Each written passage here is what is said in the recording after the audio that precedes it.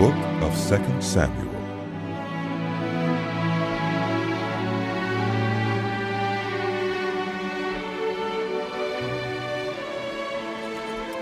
After the death of Saul, David returned from striking down the Amalekites and stayed in Ziklag 2 days. On the 3rd day, a man arrived from Saul's camp with his clothes torn and dust on his head. When he came to David, he fell to the ground to pay him honor. "Where have you come from?" David asked him. He answered, "I have escaped from the Israelite camp." "What happened?" David asked. "Tell me." "The men fled from the battle. He replied. Many of them fell and died, and Saul and his son Jonathan are dead." Then David said to the young man who brought him the report, "How do you know that Saul and his son Jonathan are dead?" "I happened to be on Mount Gilboa, the young man said. and there was Saul, leaning on his spear, with the chariots and their drivers in hot pursuit. When he turned around and saw me, he called out to me, and I said, 'What can I do?' He asked me, 'Who are you?' 'An Amalekite,' I answered. Then he said to me, 'Stand here by me and kill me.' I'm in the throes of death, but I'm still alive. So I stood beside him and killed him, because I knew that after he had fallen, he could not survive. And I took the crown that was on his head and the band on his arm, and have brought them here to my Lord." Then David and all the men with him took hold of their clothes and tore them. They mourned and wept and fasted till evening for Saul and his son Jonathan, and for the army of the Lord and the house of Israel, because they had fallen by the sword. David said to the young man who brought him the report, "Where are you from?" "I am the son of a foreigner, an Amalekite." he answered. David asked him, "Why weren't you afraid to lift your hand to destroy the Lord's anointed?" Then David called one of his men and said, "Go strike him down!" So he struck him down, and he died. For David had said to him, "Your blood be on your own head. Your own mouth testified against you when you said, 'I killed the Lord's anointed.'" David took up this lament concerning Saul and his son Jonathan, and he ordered that the people of Judah be taught this lament of the bow. It is written in the book of Jasher. "A gazelle lies slain on your heights, Israel. How the mighty have fallen. Tell it not in Gath, proclaim it not in the streets of Ashkelon, lest the daughters of the Philistines be glad, lest the daughters of the uncircumcised rejoice. Mountains of Gilboa, may you have neither dew nor rain, may no showers fall on your terraced fields. For there the shield of the mighty was despised, the shield of Saul, no longer rubbed with oil. From the blood of the slain, from the flesh of the mighty, the bow of Jonathan did not turn back, the sword of Saul did not return unsatisfied. Saul and Jonathan, in life they were loved and admired, and in death they were not parted. They were swifter than eagles, they were stronger than lions. Daughters of Israel, weep for Saul, who clothed you in scarlet and finery, who adorned your garments with ornaments of gold. How the mighty have fallen in battle. Jonathan lies slain on your heights. I grieve for you, Jonathan, my brother. You were very dear to me. Your love for me was wonderful, more wonderful than that of women. How the mighty have fallen. The weapons of war have perished." In the course of time, David inquired of the Lord. "Shall I go up to one of the towns of Judah?" He asked. The Lord said, "Go up." David asked, "Where shall I go?" "To Hebron." The Lord answered, So David went up there with his 2 wives, Ahinoam of Jezreel, and Abigail, the widow of Nabal of Carmel. David also took the men who were with him, each with his family, and they settled in Hebron and its towns. Then the men of Judah came to Hebron, and there they anointed David king over the house of Judah. When David was told that it was the men from Jabesh-Gilead who had buried Saul, he sent messengers to them to say to them, The Lord bless you for showing this kindness to Saul, your master, by burying him. May the Lord now show you kindness and faithfulness, and I too will show you the same favor, because you have done this. Now then, be strong and brave, for Saul, your master, is dead, and the house of Judah has anointed me king over them. Meanwhile, Abner, son of Ner, the commander of Saul's army, had taken Ishbosheth, son of Saul, and brought him over to Mahanaim. He made him king over Gilead, Asherai, and Jezreel, and also over Ephraim, Benjamin, and all Israel. Ishbosheth, son of Saul, was 40 years old when he became king over Israel, and he reigned 2 years. The house of Judah, however, remained loyal to David. The length of time David was king in Hebron over the house of Judah was 7 years and 6 months. Abner, son of Ner, together with the men of Ishbosheth, son of Saul, left Mahanaim and went to Gibeon. Joab, son of Zeruiah, and David's men went out and met them at the pool of Gibeon. One group sat down on one side of the pool and one group on the other side. Then Abner said to Joab, Let's have some of the soldiers get up and fight hand to hand in front of us. All right, let them do it, Joab said. So they stood up and were counted off, 12 men for Benjamin and Ishbosheth, son of Saul, and 12 for David. Then each man grabbed his opponent by the head and thrust his dagger into his opponent's side, and they fell down together. So that place in Gibeon was called Helkath Hazurim. The battle that day was very fierce, and Abner and the Israelites were defeated by David's men. The 3 sons of Zeruiah were there, Joab, Abishai, and Asahel. Now Asahel was as fleet-footed as a wild gazelle. He chased Abner, turning neither to the right nor to the left as he pursued him. Abner looked behind him and asked, Is that you, Asahel? It is, he answered. Then Abner said to him, Turn aside to the right or to the left. Take on one of the soldiers and strip him of his weapons. But Asahel would not stop chasing him. Again Abner warned Asahel, Stop chasing me! Why should I strike you down? How could I look your brother Joab in the face? But Asahel refused to give up the pursuit.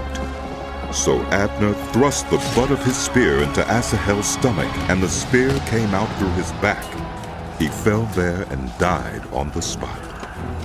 And every man stopped when he came to the place where Asahel had fallen and died. But Joab and Abishai pursued Abner, and as the sun was setting, they came to the hill of Ammah, near Giah, on the way to the wasteland of Gibeon. Then the men of Benjamin rallied behind Abner. They formed themselves into a group and took their stand on top of a hill. Abner called out to Joab, Must the sword devour forever? Don't you realize that this will end in bitterness? How long before you order your men to stop pursuing their fellow Israelites? Joab answered, As surely as God lives, if you had not spoken, the men would have continued pursuing them until morning. So Joab blew the trumpet, and everyone came to a halt. They no longer pursued Israel, nor did they fight any more. All that night Abner and his men marched through the Arabah. They crossed the Jordan, continued through the morning hours, and came to Mahanaim. Then Joab stopped pursuing Abner and assembled the whole army. Besides Asahel, 19 of David's men were found missing. But David's men had killed 360 Benjamites who were with Abner. They took Asahel and buried him in his father's tomb at Bethlehem. Then Joab and his men marched off.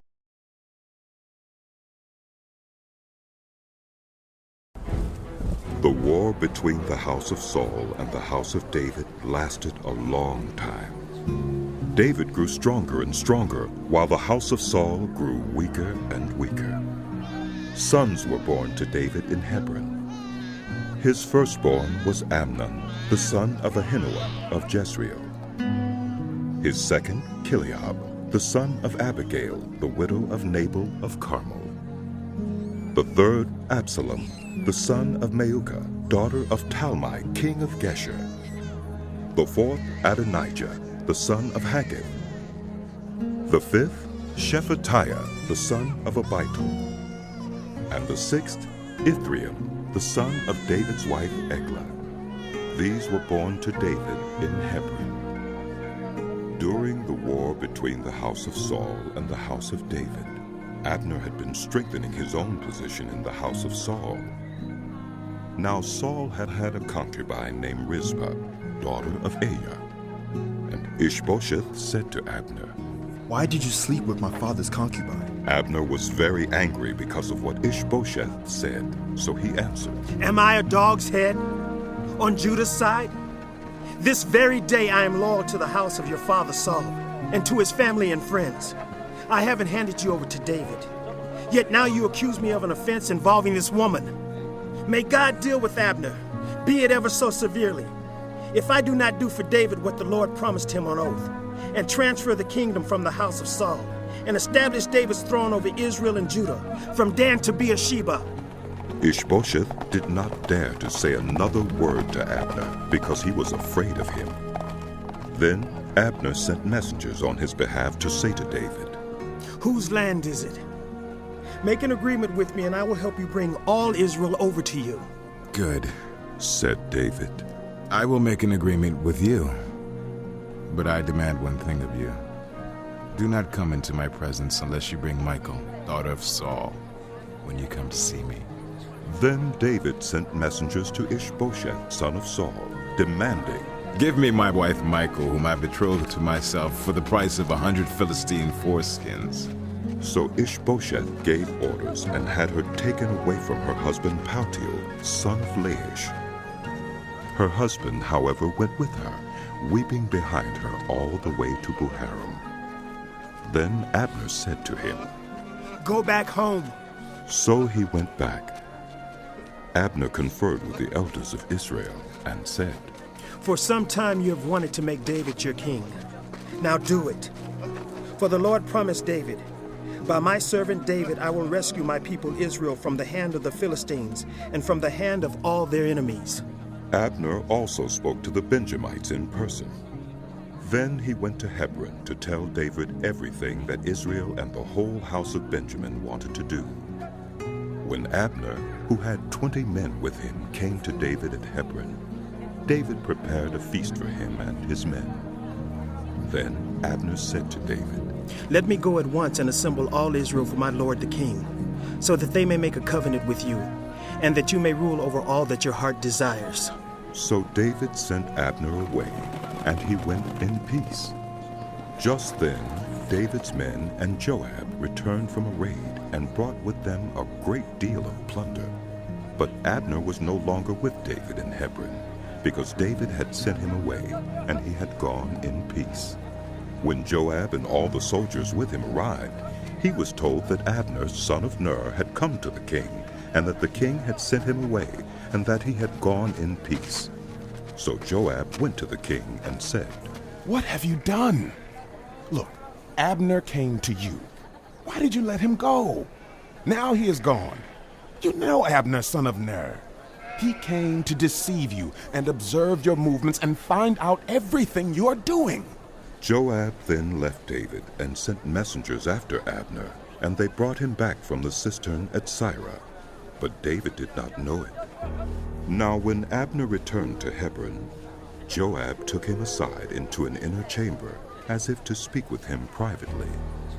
And there, to to avenge the blood of his brother Asahel. Joab stabbed him in the stomach, and he died. Later, when David heard about this, he said, I and my kingdom are forever innocent before the Lord concerning the blood of Abner, son of Ner. May his blood fall on the head of Joab and on his whole family. May Joab's family never be without someone who has a running sore or leprosy, or who leans on a crutch, or who falls by the sword, or who lacks food. Joab and his brother Abishai murdered Abner because he had killed their brother Asahel in the battle at Gibeon. Then David said to Joab and all of Joab's men, Tear your clothes and put on sackcloth and walk in mourning in front of Abner. King David himself walked behind the bier. They buried Abner in Hebron, and the king wept aloud at Abner's tomb. All of Joab's men wept also. The king sang this lament for Abner. Should Abner have died as the lawless died, your hands were not bound, your feet were not fettered. You fell as one falls before the wicked. And all of Joab's men wept over him again. Then they all came and urged David to eat something while it was still day. But David took an oath, saying, May God deal with me, be it ever so severely, if I taste bread or anything else before the sun sets. All of Joab's men took note and were pleased. Indeed, everything the king did pleased them. So on that day, all of Joab's men and all Israel knew that the king had no part in the murder of Abner, son of Ner. Then the king said to his men, Don't you realize that a great commander has fallen in Israel this day? And today, though I am the anointed king, I am weak, and these sons of Zeruiah are too strong for me. May the Lord repay the evildoer according to his evil deeds. When Ishbosheth, son of Saul, heard that Abner had died in Hebron, he lost courage, and all Israel became alarmed. Now Saul's son had two leaders of raiding bands. One was named Baunah, and the other Rechab. They were sons of Remnan, the Beerothite from the tribe of Benjamin. Beeroth is considered part of Benjamin, because the people of Beeroth fled to Gittaim and have resided there as foreigners to this day. Jonathan, son of Saul, had a son who was lame in both feet. He was 5 years old when the news about Saul and Jonathan came from Jezreel. His nurse picked him up and fled, but as she hurried to leave, he fell and became disabled. His name was Mephibosheth. Now Rechab and Baunah, the sons of Rimmon the Beerothite, set out for the house of Ishbosheth, and they arrived there in the heat of the day while he was taking his noonday rest. They went into the inner part of the house as if to get some wheat, and they stabbed him in the stomach. Then Rechab and his brother Baunah slipped away.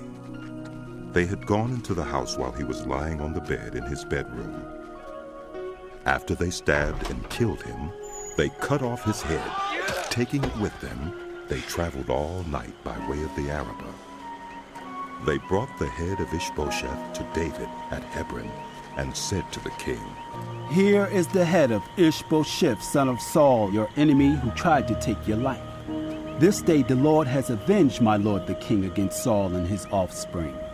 David answered Rechab and his brother Baunah, the sons of Rimmon the Beerothite, As surely as the Lord lives, who has delivered me out of every trouble. When someone told me Saul is dead and thought he was bringing good news, I seized him and put him to death in Ziklag. That was the reward I gave him for his news. How much more when wicked men have killed an innocent man in his own house and on his own bed? Should I not now demand his blood from your hand and rid the earth of you? So David gave an order to his men, and they killed them. They cut off their hands and feet and hung the bodies by the pool in Hebron. But they took the head of Ishbosheth and all the tribes of Israel came to David at Hebron and said, "We are your own flesh and blood. In the past, while Saul was king over us, you were the one who led Israel on their military campaigns. And the Lord said to you, 'You will shepherd my people Israel, and you will become their ruler.'" When all the elders of Israel had come to King David at Hebron, the king made a covenant with them at Hebron before the Lord, and they anointed David king over Israel. David was 30 years old when he became king, and he reigned 40 years. In Hebron he reigned over Judah 7 years and 6 months, and in Jerusalem he reigned over all Israel and Judah 33 years. The king and his men marched to Jerusalem to attack the Jebusites who lived there. The Jebusites said to David, "You will not get in here. Even the blind and the lame can ward you off." They thought. "David cannot get in here." Nevertheless, David captured the fortress of Zion, which is the city of David. On that day, David had said, Anyone who conquers the Jebusites will have to use the water shaft to reach those lame and blind who are David's enemies. That is why they say the blind and lame will not enter the palace. David then took up residence in the fortress and called it the City of David. He built up the area around it from the terraces inward, and he became more and more powerful because the Lord God Almighty was with him. Now Hiram, king of Tyre, sent messengers to David along with cedar logs and carpenters and stonemasons, and they built a palace for David. And David knew that the Lord had established him as king over Israel and had exalted his kingdom for the sake of his people Israel. After he left Hebron, David took more concubines and wives in Jerusalem, and more sons and daughters were born to him. These are the names of the children born to him there: Shemua, Shobab, Nathan, Solomon, Ibhar, Elishua, Nepheg, Japhiah, Elishama, Eliada, and Eliphalet. When the Philistines heard that David had been anointed king over Israel, they went up in full force to search for him. But David heard about it and went down to the stronghold. Now the Philistines had come and spread out in the valley of Rephaim. So David inquired of the Lord, Shall I go and attack the Philistines? Will you deliver them into my hands? The Lord answered him, Go, for I will surely deliver the Philistines into your hands. So David went to Baal-Perazim, and there he defeated them. He said, As waters break out, the Lord has broken out against my enemies before me. So that place was called Baal-Perazim. The Philistines abandoned their idols there, and David and his men carried them off. Once more the Philistines came up and spread out in the valley of Rephaim. So David inquired of the Lord, and he answered, Do not go straight up, but circle around behind them, and attack them in front of the poplar trees. As soon as you hear the sound of marching in the tops of the poplar trees, move quickly, because that will mean the Lord has gone out in front of you to strike the Philistine army. So David did as the Lord commanded him, and he struck down the Philistines all the way from Gibeon to Geba. David again brought together all the able young men of Israel, 30,000. He and all his men went to Baalah in Judah to bring up from there the ark of God, which is called by the name of the Lord Almighty, who is enthroned between the cherubim on the ark. They set the ark of God on a new cart and brought it from the house of Abinadab, which was on the hill.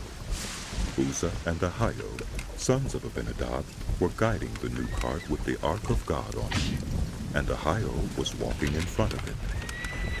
David and the whole house of Israel were celebrating with all their might before the Lord, with castanets, harps, lyres, timbrels, sistrums, and cymbals. When they came to the threshing floor of Nacon, Uzzah reached out and took hold of the ark of God, because the oxen stumbled. The Lord's anger burned against Uzzah because of his irreverent act. Therefore God struck him down, and he died there beside the ark of God.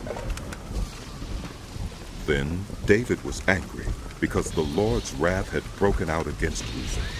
To this day, that place is called Perez Uzzah. David was afraid of the Lord that day, and said, How can the ark of the Lord ever come to me?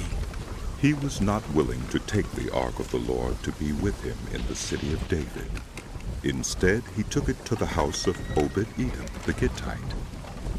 The ark of the Lord remained in the house of Obed-Edom the Gittite for 3 months, and the Lord blessed him and his entire household.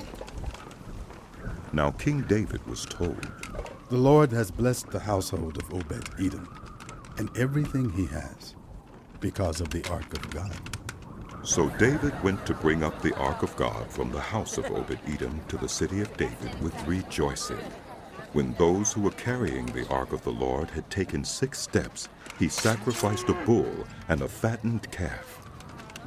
Wearing a linen ephod, David was dancing before the Lord with all his might, while he and the entire house of Israel were bringing up the ark of the Lord with shouts and the sound of trumpets.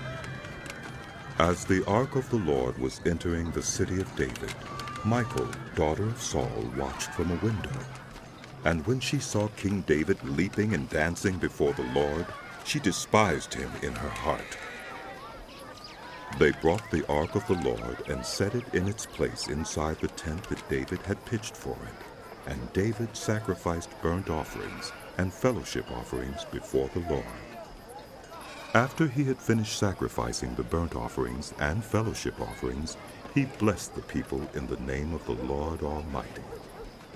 Then he gave a loaf of bread, a cake of dates, and a cake of raisins to each person in the whole crowd of Israelites, both men and women, and all the people went to their homes. When David returned home to bless his household, Michal, daughter of Saul, came out to meet him and said, How the king of Israel has distinguished himself today, going around half naked in full view of the slave girls of his servants as any vulgar fellow would. David said to Michal, It was before the Lord, who chose me rather than your father or anyone from his house when he appointed me ruler over the Lord's people Israel. And I will celebrate before the Lord. I will become even more undignified than this, and I will be humiliated in my own eyes. But by these slave girls you spoke of, I will be held in honor. And Michal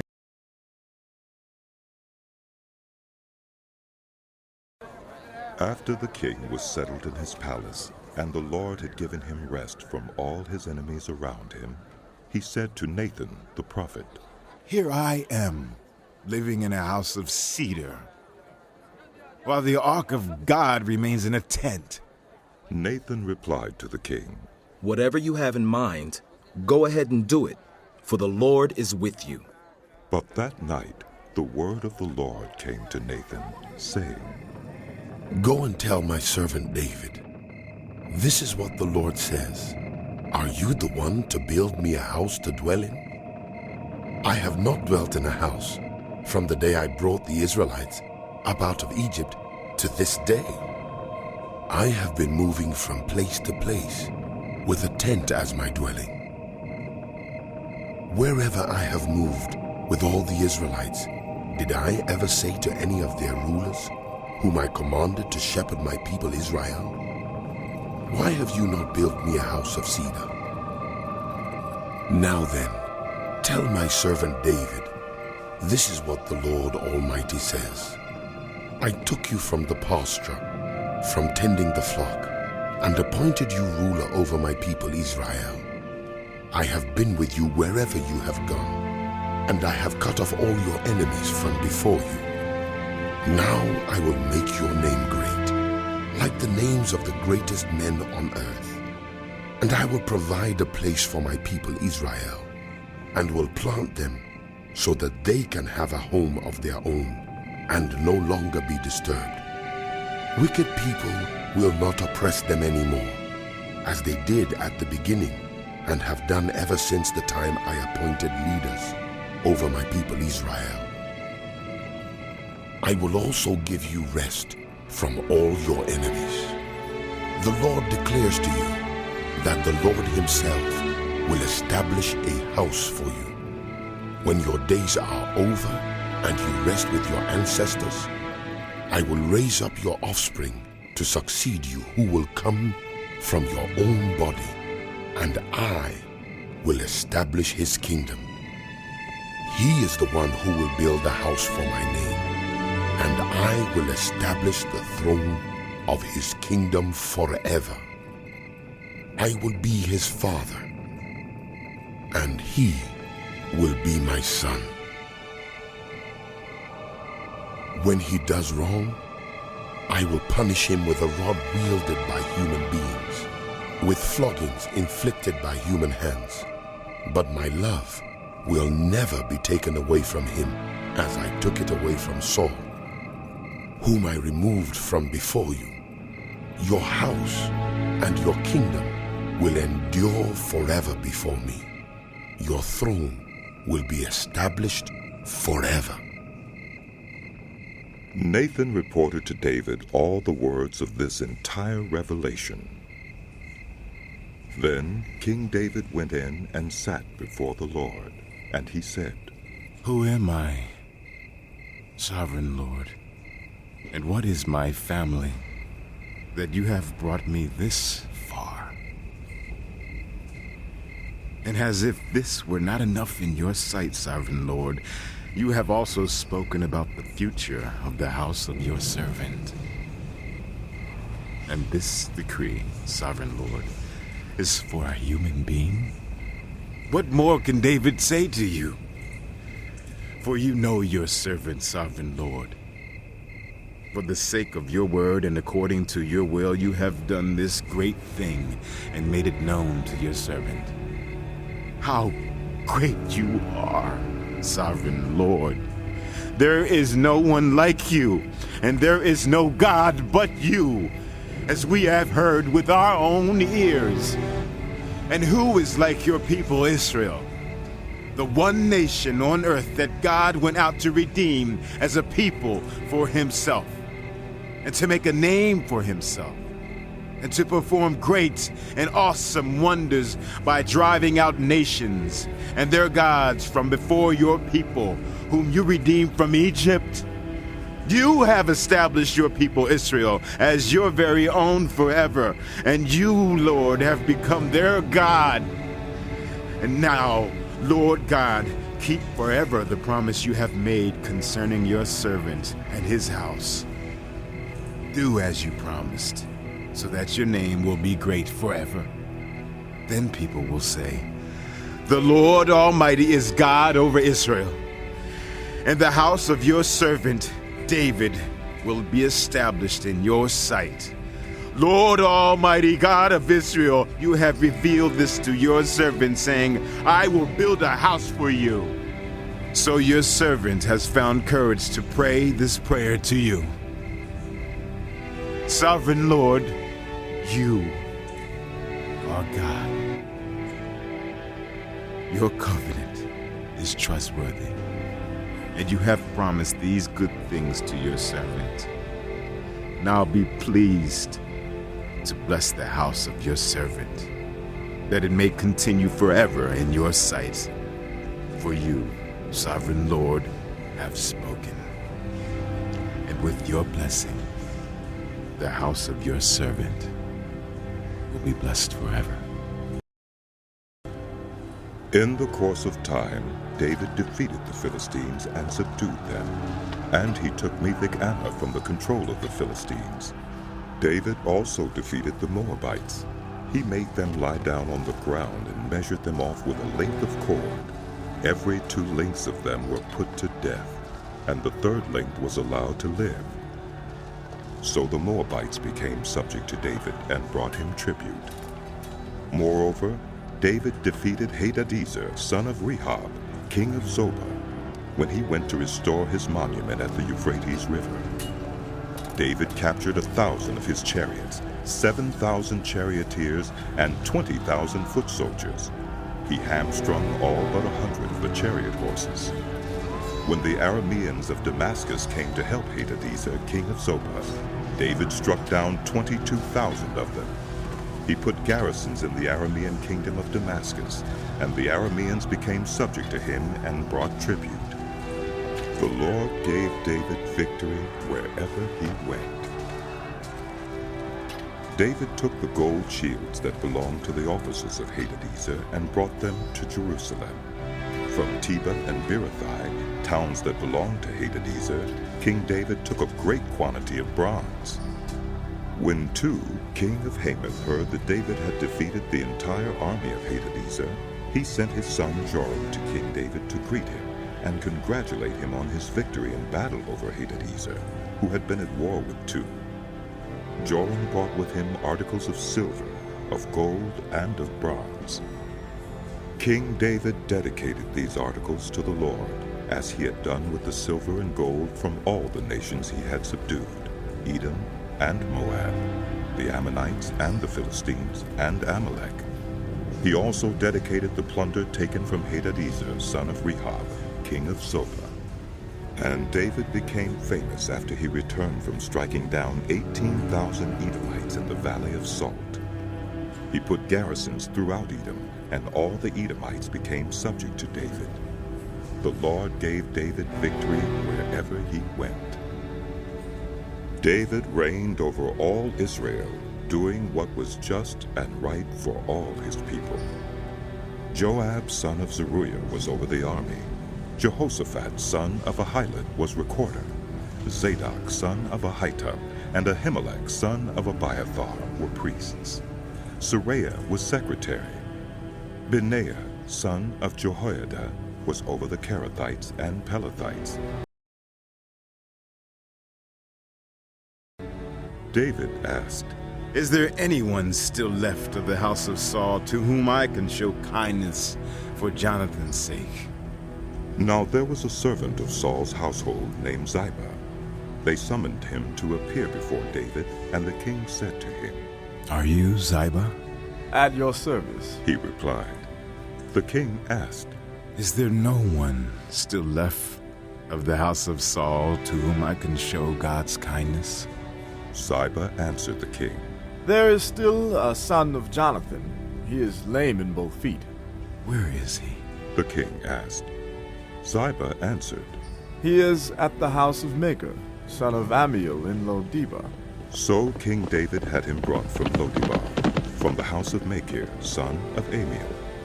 When Mephibosheth, son of Jonathan, the son of Saul, came to David, he bowed down to pay him honor. David said, "Mephibosheth!" "At your service," he replied.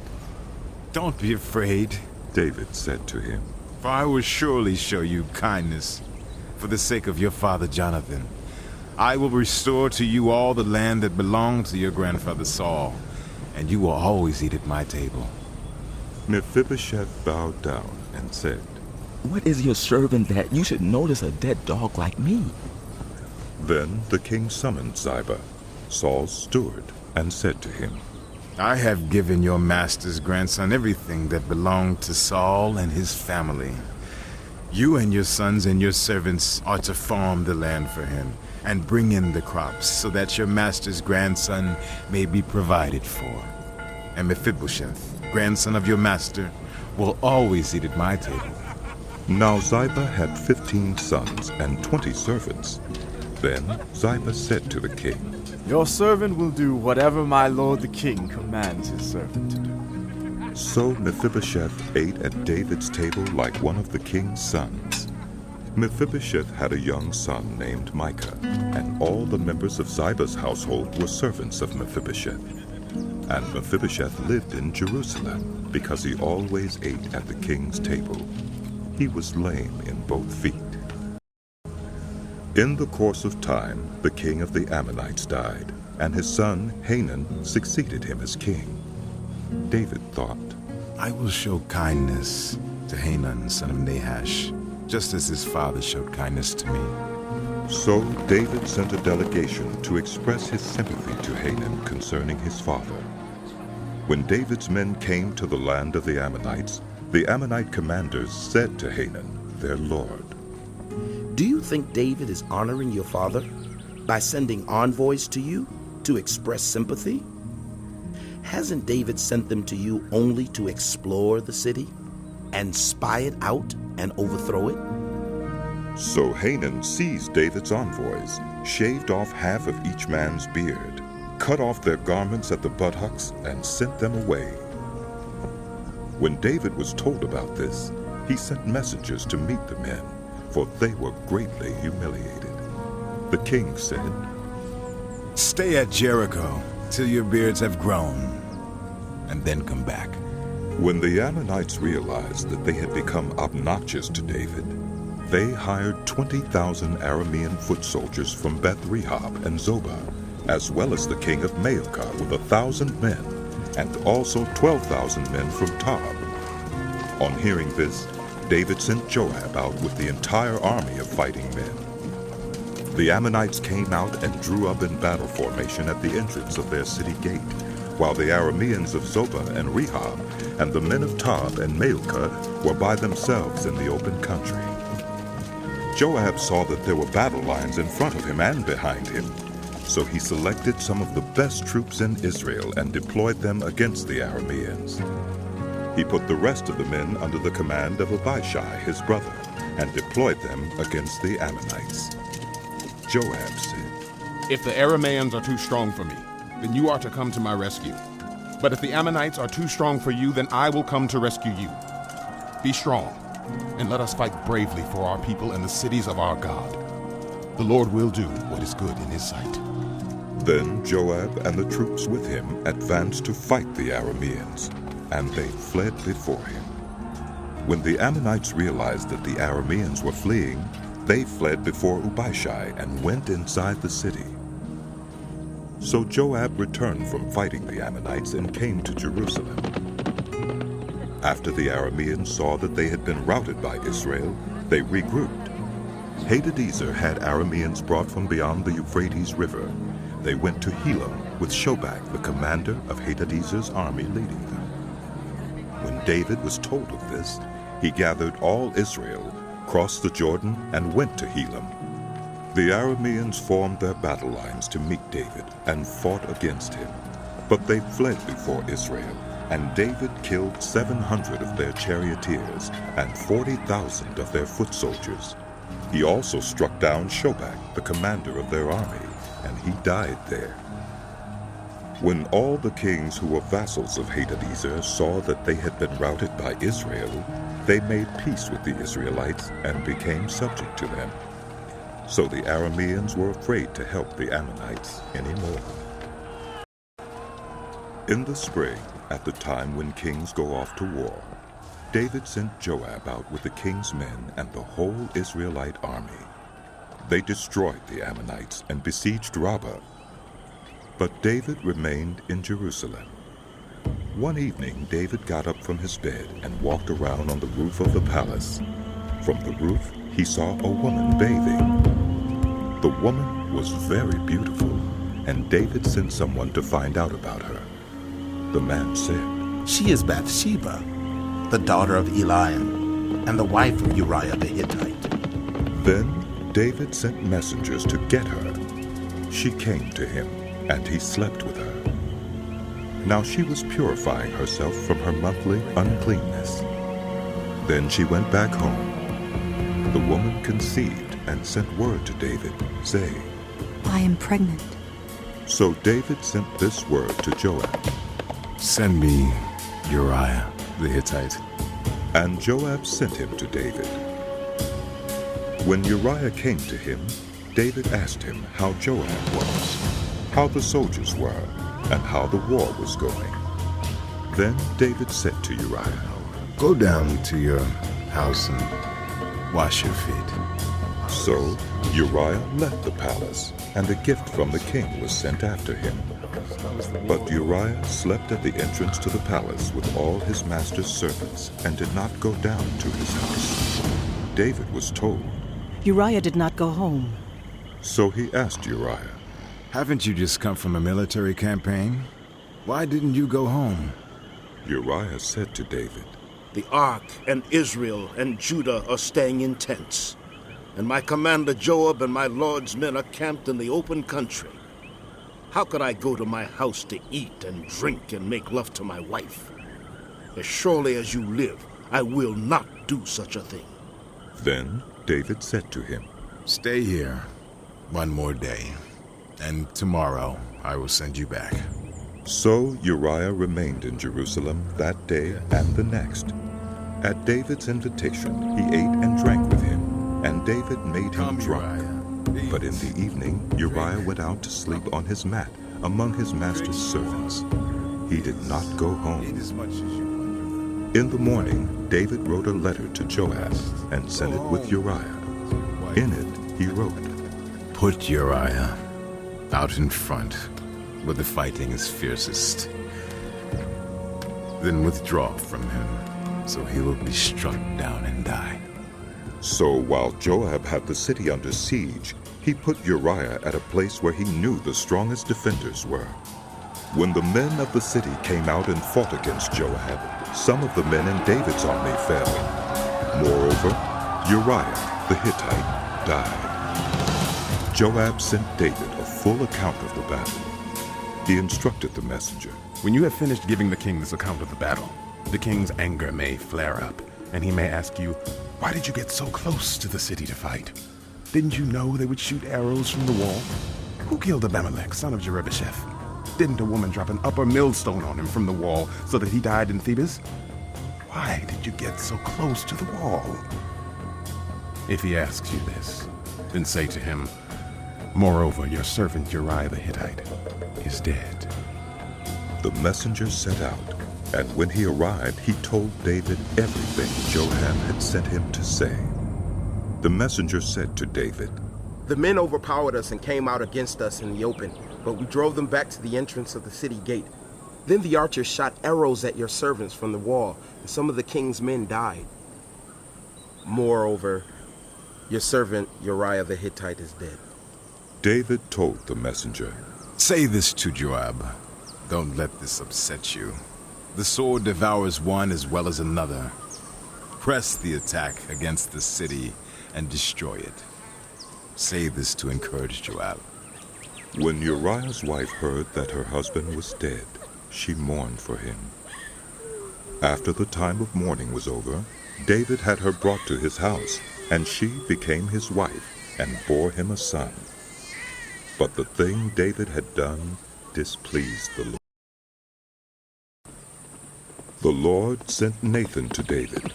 When he came to him, he said, There were two men in a certain town, one rich and the other poor. The rich man had a very large number of sheep and cattle, but the poor man had nothing except one little ewe lamb he had bought. He raised it, and it grew up with him and his children. It shared his food, drank from his cup, and even slept in his arms. It was like a daughter to him. Now a traveler came to the rich man, but the rich man refrained from taking one of his own sheep or cattle to prepare a meal for the traveler who had come to him. Instead, he took the ewe lamb that belonged to the poor man and prepared it for the one who had come to him. David burned with anger against the man and said to Nathan, As surely as the Lord lives, the man who did this must die. He must pay for that lamb 4 times over, because he did such a thing and had no pity. Then Nathan said to David, You are the man. This is what the Lord, the God of Israel, says. I anointed you king over Israel, and I delivered you from the hand of Saul. I gave your master's house to you and your master's wives into your arms. I gave you the house of Israel and Judah. And if all this had been too little, I would have given you even more. Why did you despise the word of the Lord by doing what is evil in his eyes? You struck down Uriah the Hittite with a sword and took his wife to be your own. You killed him with the sword of the Ammonites. Now, therefore, the sword will never depart from your house, because you despised me and took the wife of Uriah the Hittite to be your own. This is what the Lord says. Out of your own household, I am going to bring calamity on you. Before your very eyes, I will take your wives and give them to one who is close to you, and he will sleep with your wives in broad daylight. You did it in secret, but I will do this thing in broad daylight before all Israel. Then David said to Nathan, I have sinned against the Lord. Nathan replied, The Lord has taken away your sin. You are not going to die. But because by doing this you have shown utter contempt for the Lord, the son born to you will die. After Nathan had gone home, the Lord struck the child that Uriah's wife had borne to David, and he became ill. David pleaded with God for the child. He fasted and spent the nights lying in sackcloth on the ground. The elders of his household stood beside him to get him up from the ground, but he refused, and he would not eat any food with them. On the seventh day, the child died. David's attendants were afraid to tell him that the child was dead, for they thought, While the child was still living, he wouldn't listen to us when we spoke to him.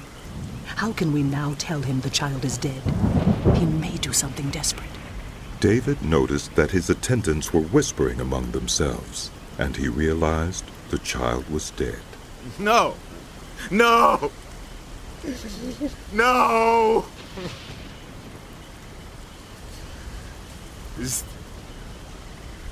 Is the child dead? He asked. Yes, They replied.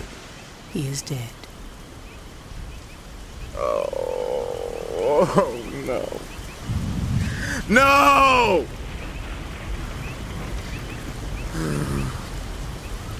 Then David got up from the ground.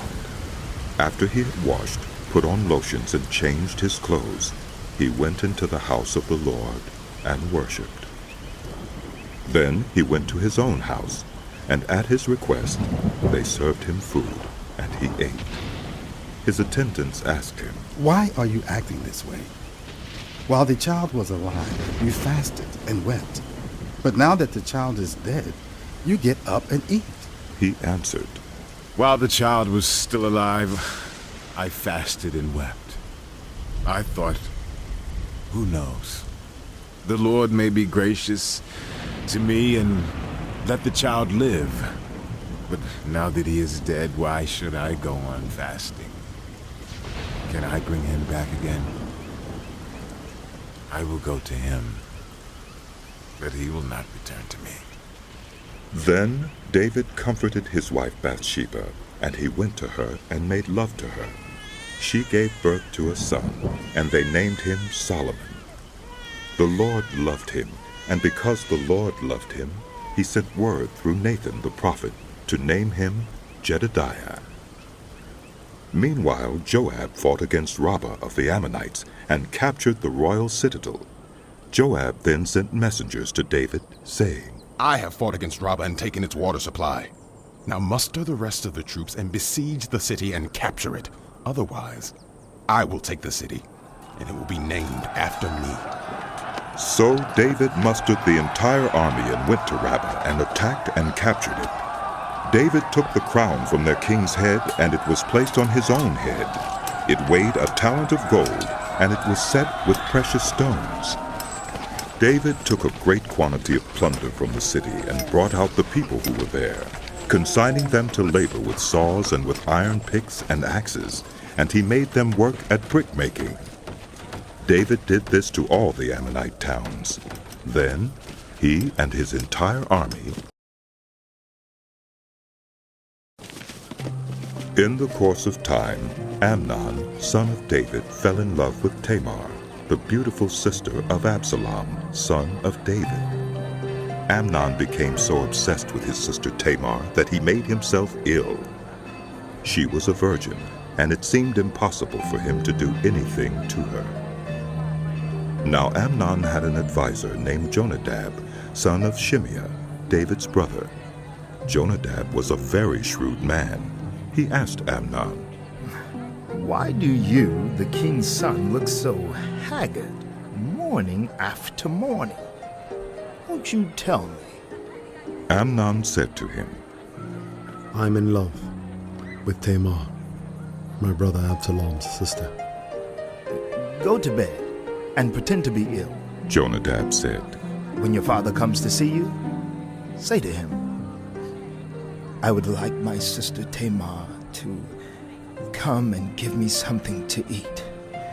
Let her prepare the food in my sight so I may watch her and then eat it from her hand. So Amnon lay down and pretended to be ill.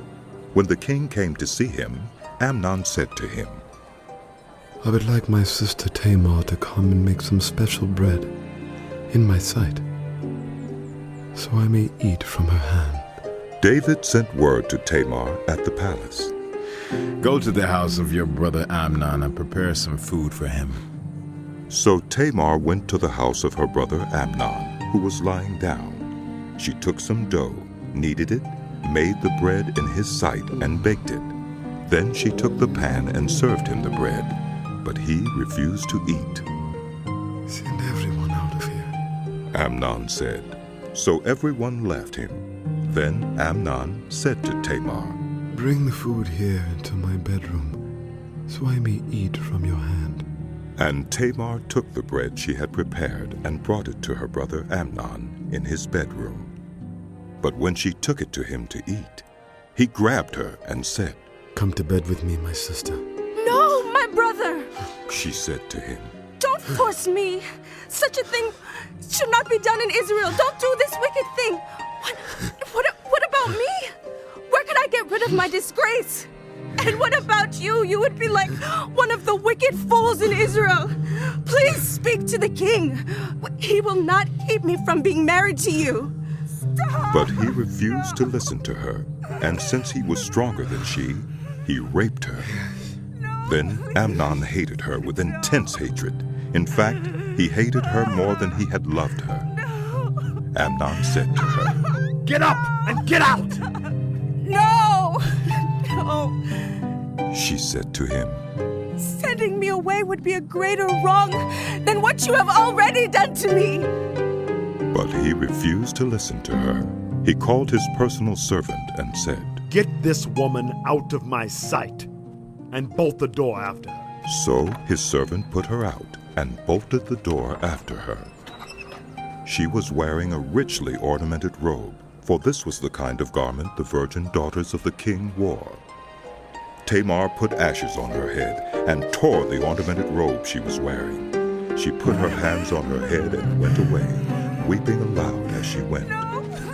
Her brother Absalom said to her, Has that Amnon, your brother, been with you? Be quiet for now, my sister. He is your brother. Don't take this thing to heart. And Tamar lived in her brother Absalom's house, a desolate woman. When King David heard all this, he was furious. And Absalom never spoke to Amnon again. He hated Amnon because he had disgraced his sister Tamar.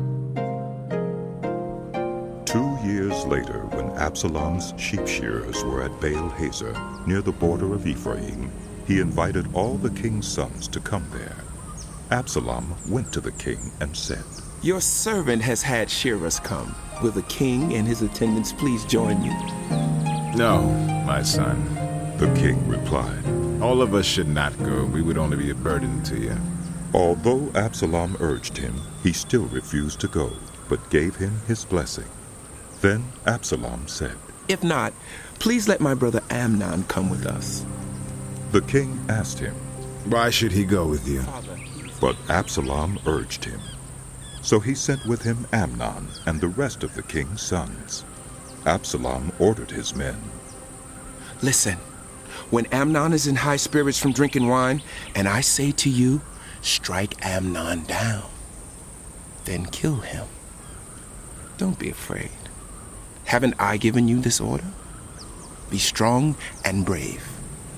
So Absalom's men did to Amnon what Absalom had ordered. Then all the king's sons got up, mounted their mules, and fled. While they were on their way, the report came to David. Absalom has struck down all the king's sons. Not one of them is left. The king stood up, tore his clothes, and lay down on the ground, and all his attendants stood by with their clothes torn. But Jonadab, son of Shimeah, David's brother, said, My lord should not think that they killed all the princes. Only Amnon is dead.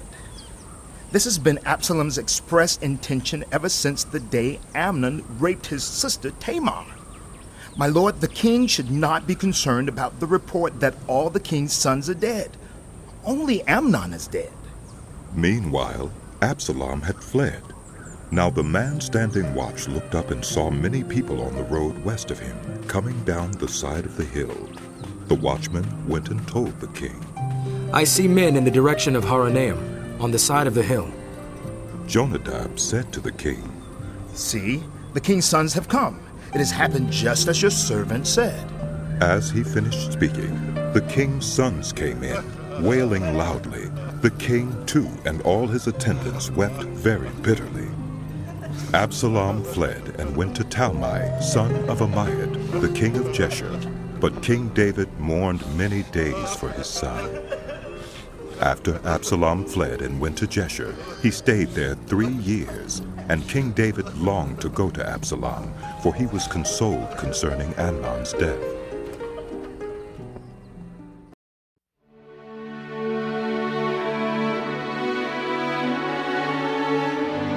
The book of 2 Samuel continued.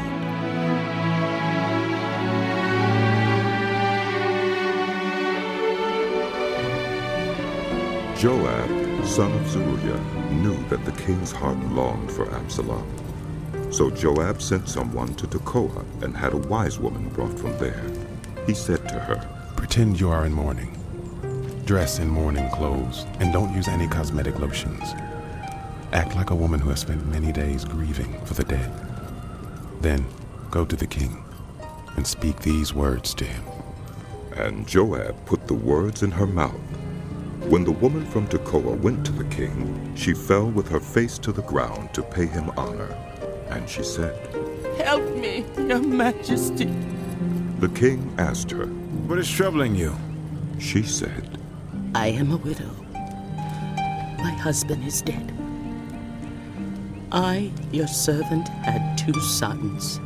They got into a fight with each other in the field, and no one was there to separate them. One struck the other and killed him. Now the whole clan has risen up against your servant.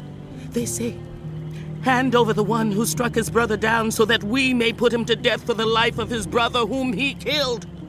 Then we will get rid of the heir as well. They would put out the only burning coal I have left, leaving my husband neither name nor descendant on the face of the earth. The king said to the woman, Go home, and I will issue an order in your behalf. But the woman from Tekoa said to him, Let my lord the king pardon me and my family, and let the king and his throne be without guilt. The king replied, If anyone says anything to you, bring them to me, and they will not bother you again. She said, Then let the king invoke the Lord his God to prevent the avenger of blood from adding to the destruction, so that my son will not be destroyed. As surely as the Lord lives, he said, not one hair of your son's head will fall to the ground. Then the woman said, Let your servant speak a word to my lord the king. Speak, he replied. The woman said, Why then have you devised a thing like this against the people of God? When the king says this, does he not convict himself? For the king has not brought back his banished son. Like water spilled on the ground which cannot be recovered, so we must die. But that is not what God desires. Rather, he devises ways so that a banished person does not remain banished from him. And now I have come to say this to my lord the king, because the people have made me afraid. Your servant thought, I will speak to the king. Perhaps he will grant his servant's requests. Perhaps the king will agree to deliver his servant from the hand of the man who is trying to cut off both me and my son from God's inheritance. And now your servant says, may the word of my lord the king secure my inheritance, for my lord the king is like an angel of God in discerning good and evil. May the Lord your God be with you. Then the king said to the woman, Don't keep from me the answer to what I am going to ask you. Let my lord the king speak. The woman said. The king asked, Isn't the hand of Joab with you in all this? The woman answered, As surely as you live, my lord the king, no one can turn to the right or to the left from anything my lord the king says. Yes, it was your servant Joab who instructed me to do this, and who put all these words into the mouth of your servant. Your servant Joab did this to change the present situation. My lord has wisdom like that of an angel of God. He knows everything that happens in the land. The king said to Joab, Very well. I will do it. Go bring back the young man Absalom. Joab fell with his face to the ground to pay him honor, and he blessed the king. Joab said, Today your servant knows that he has found favor in your eyes, my lord the king, because the king has granted his servant's request. Then Joab went to Jeshurun and brought Absalom back to Jerusalem. But the king said, He must go to his own house. He must not see my face. So Absalom went to his own house and did not see the face of the king. In all Israel there was not a man so highly praised for his handsome appearance as Absalom. From the top of his head to the sole of his foot there was no blemish in him. Whenever he cut the hair of his head, he used to cut his hair once a year because it became too heavy for him. He would weigh it, and its weight was 200 shekels by the royal standard. 3 sons and a daughter were born to Absalom. His daughter's name was Tamar, and she became a beautiful woman. Absalom lived 2 years in Jerusalem without seeing the king's face.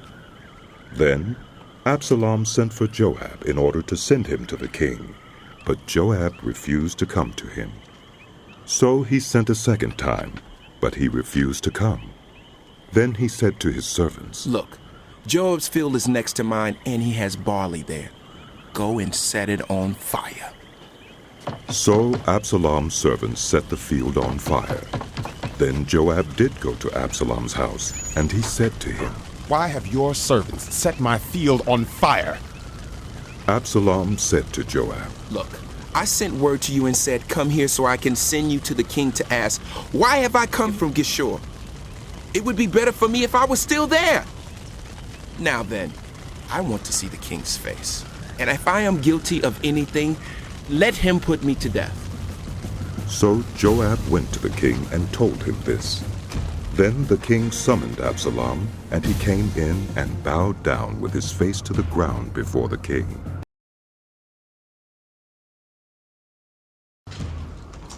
In the course of time, Absalom provided himself with a chariot and horses and with 50 men to run ahead of him. He would get up early and stand by the side of the road leading to the city gate. Whenever anyone came with a complaint to be placed before the king for a decision, Absalom would call out to him. What town are you from? He would answer, Your servant is from one of the tribes of Israel. Then Absalom would say to him, Look, your claims are valid and proper, but there is no representative of the king to hear you. And Absalom would add, If only I were appointed judge in the land, then everyone who has a complaint or case could come to me, and I would see that they receive justice. Also, whenever anyone approached him to bow down before him, Absalom would reach out his hand, take hold of him, and kiss him. Absalom behaved in this way toward all the Israelites who came to the king asking for justice, and so he stole the hearts of the people of Israel. At the end of 4 years, Absalom said to the king, "Let me go to Hebron and fulfill a vow I made to the Lord. While your servant was living at Geshur in Aram, I made this vow. If the Lord takes me back to Jerusalem, I will worship the Lord in Hebron." The king said to him, "Go in peace." So he went to Hebron. Then Absalom sent secret messengers throughout the tribes of Israel to say, "As soon as you hear the sound of the trumpets, then say, 'Absalom is king in Hebron.'" 200 men from Jerusalem had accompanied Absalom. They had been invited as guests and went quite innocently, knowing nothing about the matter. While Absalom was offering sacrifices, he also sent for Ahithophel the Gilonite, David's counselor, to come from Gilo, his hometown. And so the conspiracy gained strength, and Absalom's following kept on increasing. A messenger came and told David, "The hearts of the people of Israel are with Absalom." Then David said to all his officials who were with him in Jerusalem, "Come, we must flee, or none of us will escape from Absalom. We must leave immediately, or he will move quickly to overtake us and bring ruin on us and put the city to the sword." The king's officials answered him, "Your servants are ready to do whatever our lord the king chooses." The king set out, with his entire household following him. But he left 10 concubines to take care of the palace. So the king set out, with all the people following him, and they halted at the edge of the city. All his men marched past him, along with all the Kerethites and Pelethites, and all the 600 Gittites who had accompanied him from Gath, marched before the king. The king said to Ittai the Gittite, "Why should you come along with us? Go back and stay with King Absalom. You are a foreigner, an exile from your homeland. You came only yesterday, and today shall I make you wander about with us, when I do not know where I am going? Go back and take your people with you. May the Lord show you kindness and faithfulness." But Ittai replied to the king, "As surely as the Lord lives, and as my lord the king lives, wherever my lord the king may be, whether it means life or death, there will your servant be." David said to Ittai, "Go ahead. March on." So Ittai the Gittite marched on with all his men and the families that were with him. The whole countryside wept aloud as all the people passed by. The king also crossed the Kidron Valley, and all the people moved on toward the wilderness. Zadok was there too, and all the Levites who were with him were carrying the Ark of the Covenant of God. They set down the Ark of God, and Abiathar offered sacrifices until all the people had finished leaving the city. Then the king said to Zadok, "Take the Ark of God back into the city. If I find favor in the Lord's eyes, he will bring me back and let me see it in his dwelling place again. But if he says, 'I am not pleased with you,' then I am ready.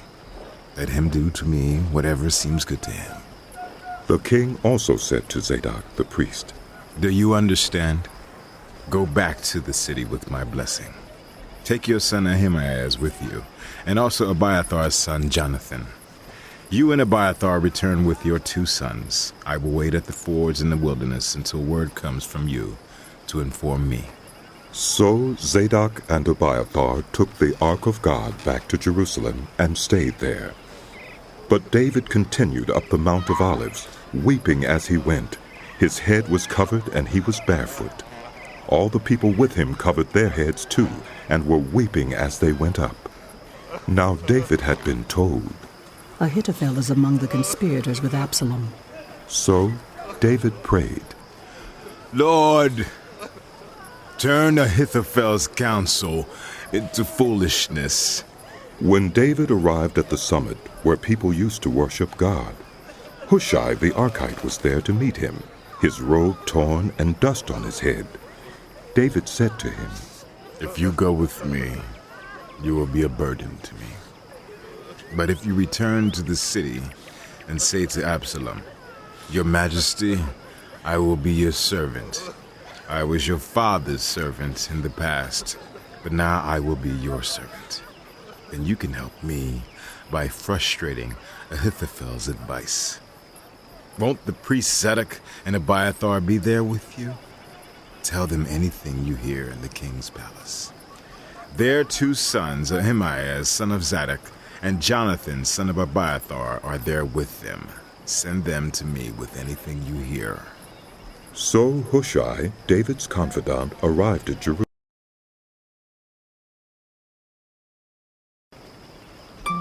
When David had gone a short distance beyond the summit, there was Ziba, the steward of Mephibosheth, waiting to meet him. He had a string of donkeys saddled and loaded with 200 loaves of bread, 100 cakes of raisins, 100 cakes of figs, and a skin of wine. The king asked Ziba, "Why have you brought these?" Ziba answered, "The donkeys are for the king's household to ride on. The bread and fruit are for the men to eat. And the wine is to refresh those who become exhausted in the wilderness." The king then asked, "Where is your master's grandson?" Ziba said to him, "He is staying in Jerusalem because he thinks, 'Today the house of Israel will restore to me my grandfather's kingdom.'" Then the king said to Ziba, "All that belonged to Mephibosheth is now yours." "I humbly bow," Ziba said. "May I find favor in your eyes, my lord the king." As King David approached Bahurim, a man from the same clan as Saul's family came out from there. His name was Shimei, son of Gera, and he cursed as he came out. He pelted David and all the king's officials with stones, though all the troops and the special guard were on David's right and left. As he cursed, Shimei said, "Get out! Get out, you murderer! You scoundrel! The Lord has repaid you for all the blood you shed in the household of Saul, in whose place you have reigned. The Lord has given the kingdom into the hands of your son, Absalom. You have come to ruin because you are a murderer." Then Abishai, son of Zeruiah, said to the king, "Why should this dead dog curse my lord, the king? Let me go over and cut off his head." But the king said, "What does this have to do with you, you sons of Zeruiah? If he is cursing because the Lord said to him, 'Curse David,' who can ask, 'Why do you do this?'" David then said to Abishai and all his officials, "My son, who is of my own flesh, is trying to take my life. How much more than this Benjamite? Leave him alone. Let him curse, for the Lord has told him to. It may be that the Lord will look upon my misery and restore to me his covenant blessing instead of his curse today." So David and his men continued along the road, while Shimei was going along the hillside opposite him, cursing as he went and throwing stones at him and showering him with dirt. The king and all the people with him arrived at their destination exhausted, and there he refreshed himself. Meanwhile, Absalom and all the men of Israel came to Jerusalem, and Ahithophel was with him. Then Hushai the Archite, David's confidant, went to Absalom and said to him, "Long live the king! Long live the king!" Absalom said to Hushai, "So this is the love you show your friend? If he's your friend, why didn't you go with him?" Hushai said to Absalom, "No. The one chosen by the Lord, by these people, and by all the men of Israel, his I will be, and I will remain with him. Furthermore, whom should I serve? Should I not serve the Son? Just as I served your father, so I will serve you." Absalom said to Ahithophel, "Give us your advice. What should we do?" Ahithophel answered, "Sleep with your father's concubines, whom he left to take care of the palace. Then all Israel will hear that you have made yourself obnoxious to your father, and the hands of everyone with you will be more resolute."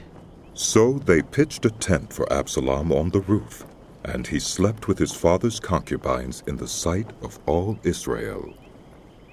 Now in those days, the advice Ahithophel gave was like that of one who inquires of God. That was how both David and Absalom regarded all of Ahithophel said to Absalom, I would choose 12,000 men and set out tonight in pursuit of David. I would attack him while he is weary and weak. I would strike him with terror, and then all the people with him will flee. I would strike down only the king and bring all the people back to you. The death of the man you seek will mean the return of all. All the people will be unharmed. This plan seemed good to Absalom and to all the elders of Israel. But Absalom said, Summon also Hushai the Archite, so we can hear what he has to say as well. When Hushai came to him, Absalom said, Ahithophel has given this advice. Should we do what he says? If not, give us your opinion. Hushai replied to Absalom, The advice Ahithophel has given is not good this time. You know your father and his men.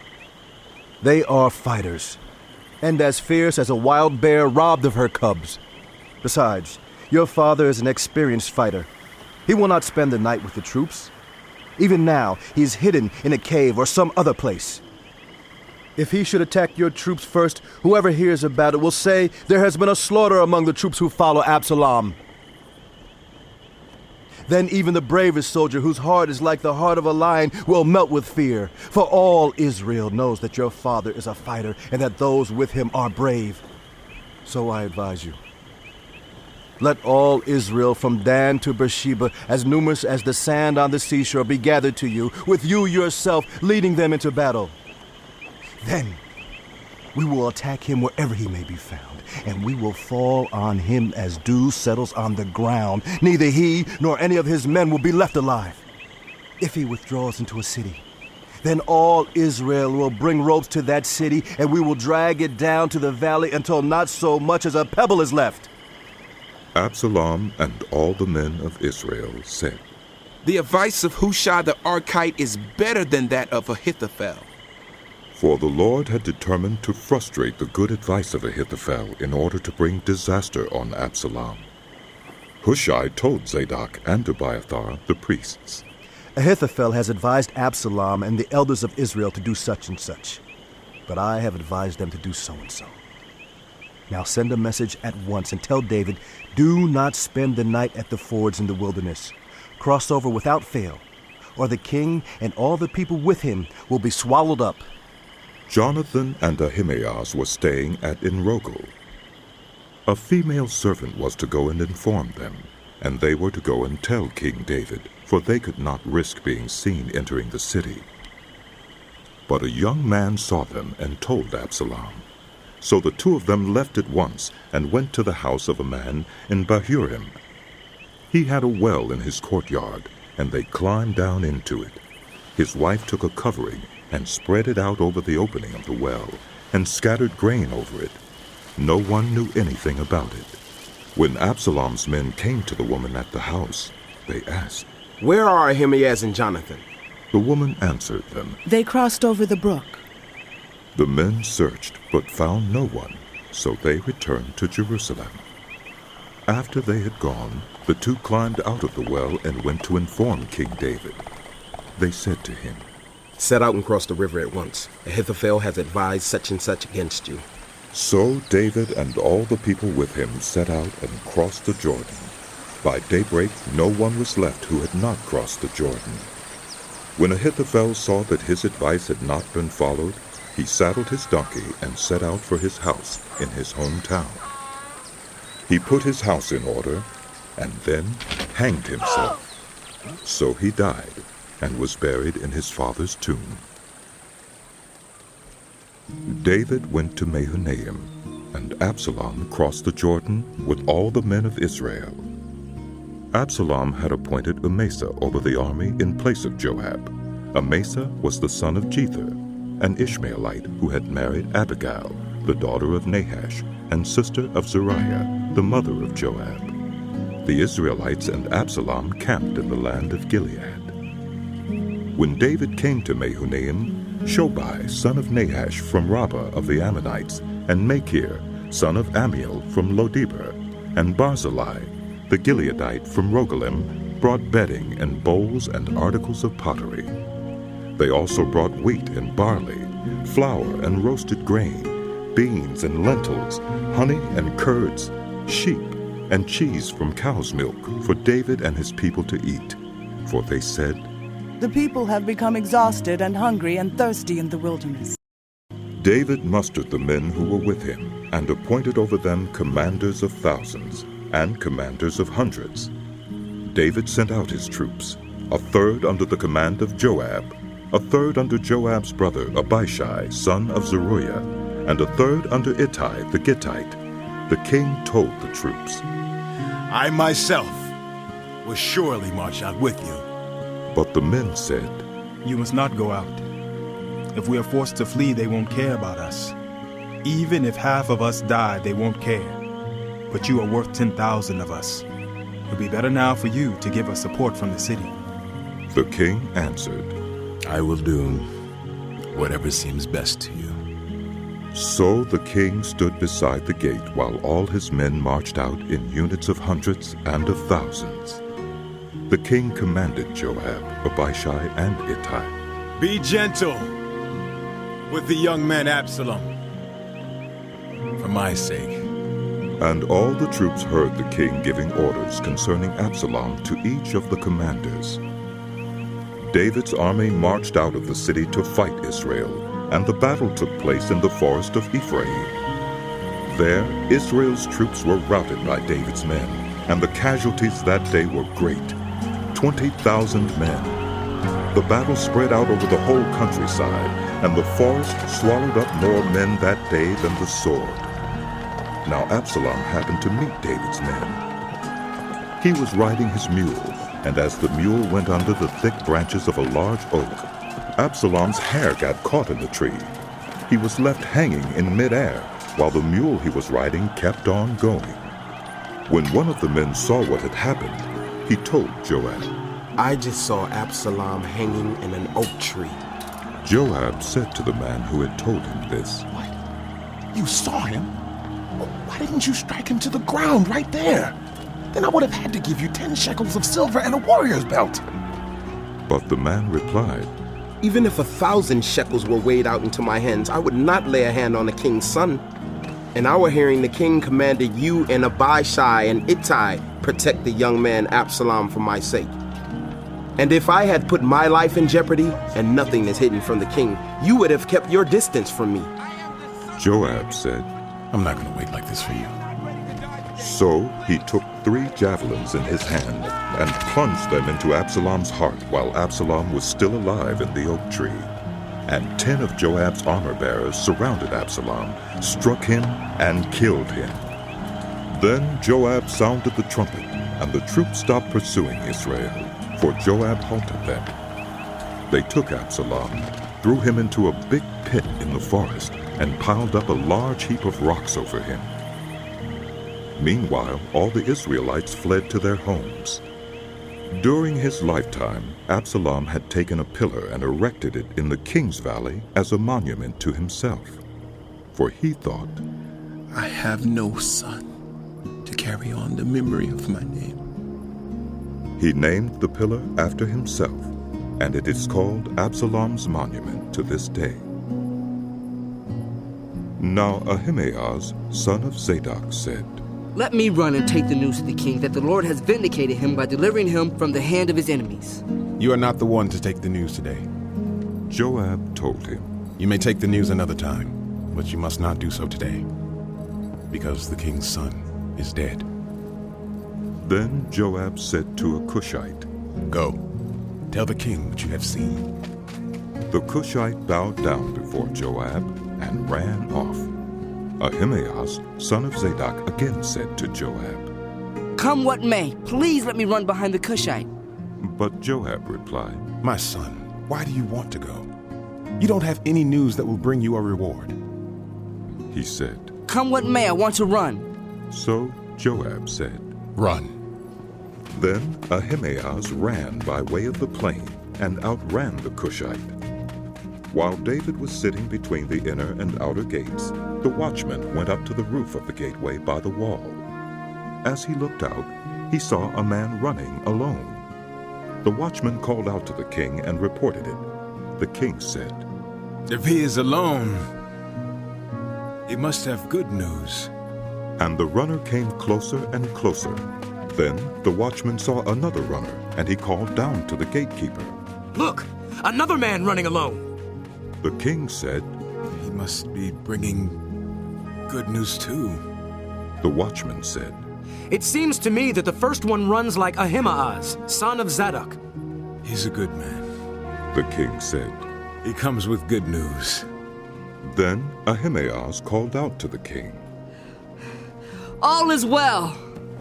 He bowed down before the king with his face to the ground and said, Praise be to the Lord your God. He has delivered up those who lifted their hands against my lord the king. The king asked, Is the young man Absalom safe? Ahimaaz answered, I saw great confusion, just as Joab was about to send the king's servant and me, your servant, but I don't know what it was. The king said, Stand aside and wait here. So he stepped aside and stood there. Then the Cushite arrived and said, My lord the king, hear the good news. The Lord has vindicated you today by delivering you from the hand of all who rose up against you. The king asked the Cushite, Is the young man Absalom safe? The Cushite replied, May the enemies of my lord the king and all who rise up to harm you be like that young man. The king was shaken. He went up to the room over the gateway and wept. As he went, he said, Oh, my son, Absalom. Oh, my son, Absalom. Oh, if only I had died instead of you. Oh, Absalom, my son.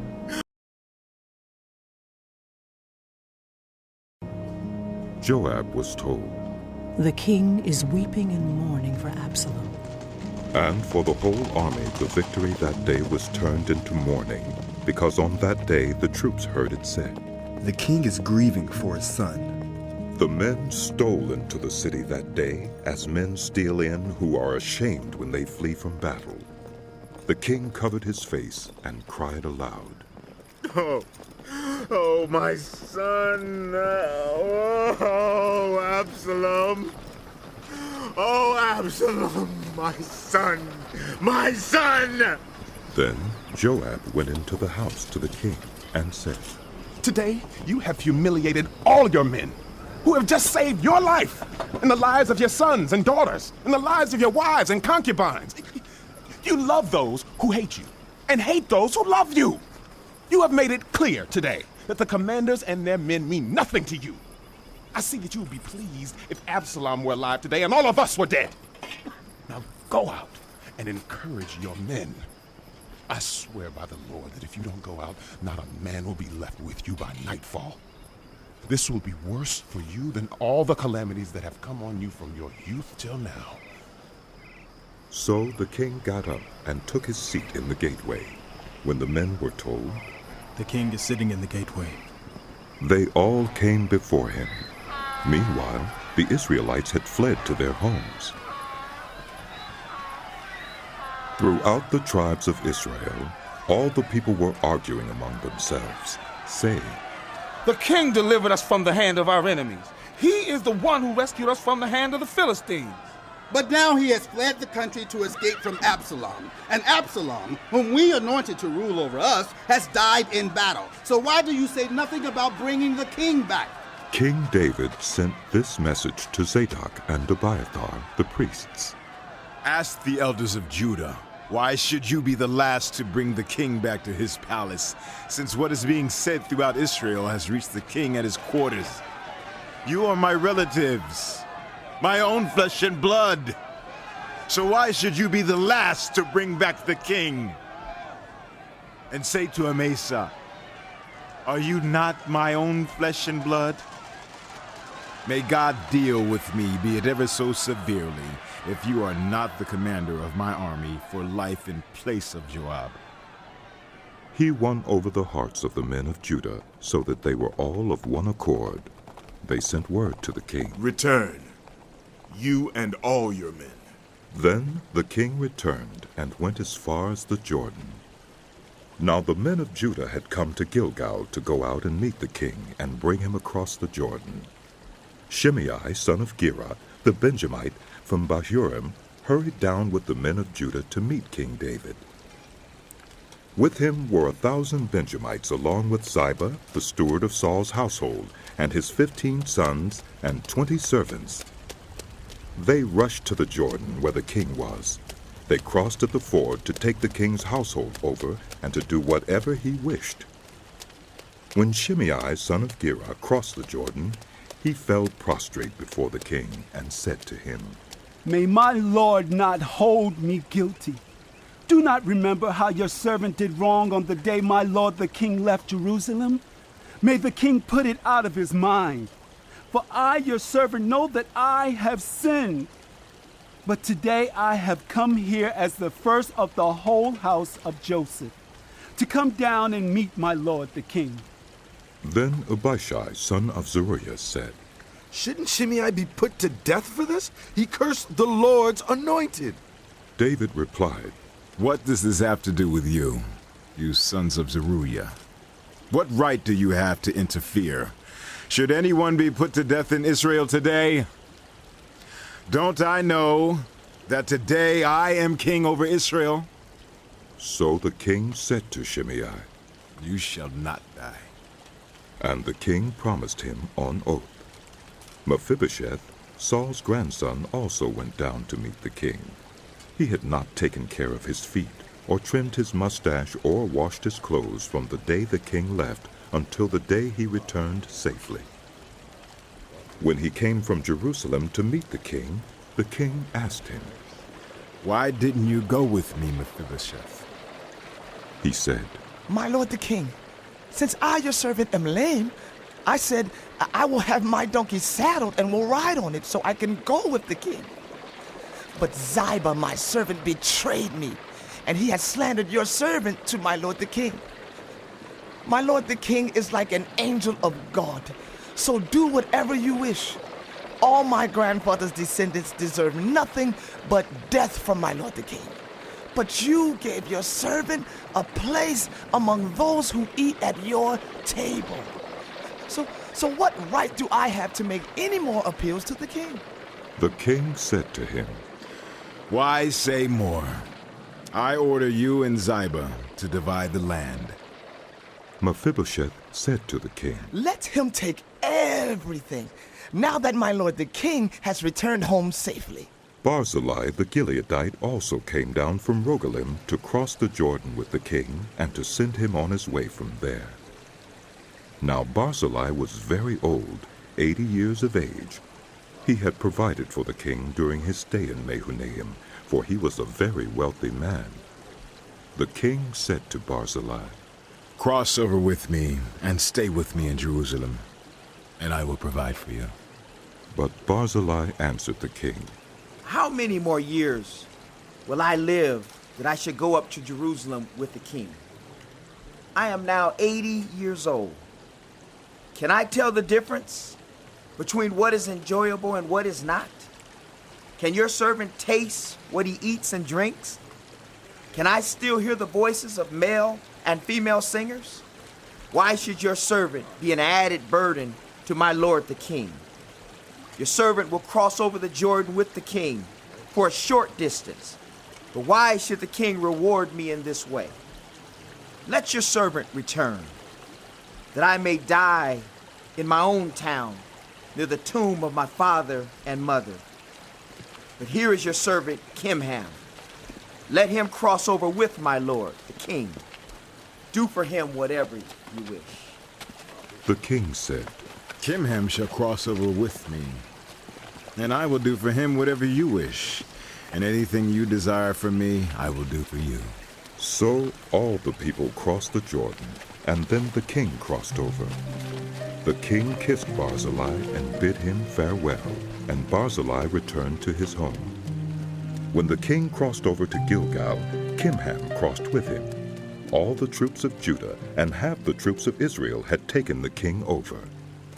Soon all the men of Israel were coming to the king and saying to him, "Why did our brothers, the men of Judah, steal the king away and bring him and his household across the Jordan, together with all his men?" All the men of Judah answered the men of Israel, "We did this because the king is closely related to us. Why are you angry about it? Have we eaten any of the king's provisions? Have we taken anything for ourselves?" Then the men of Israel answered the men of Judah, "We have 10 shares in the king, so we have a greater claim on David than you have. Why then do you treat us with contempt? Weren't we the first to speak of bringing back our king?" But the men of Judah responded even more. Now a troublemaker named Sheba, son of Bichri, a Benjamite, happened to be there.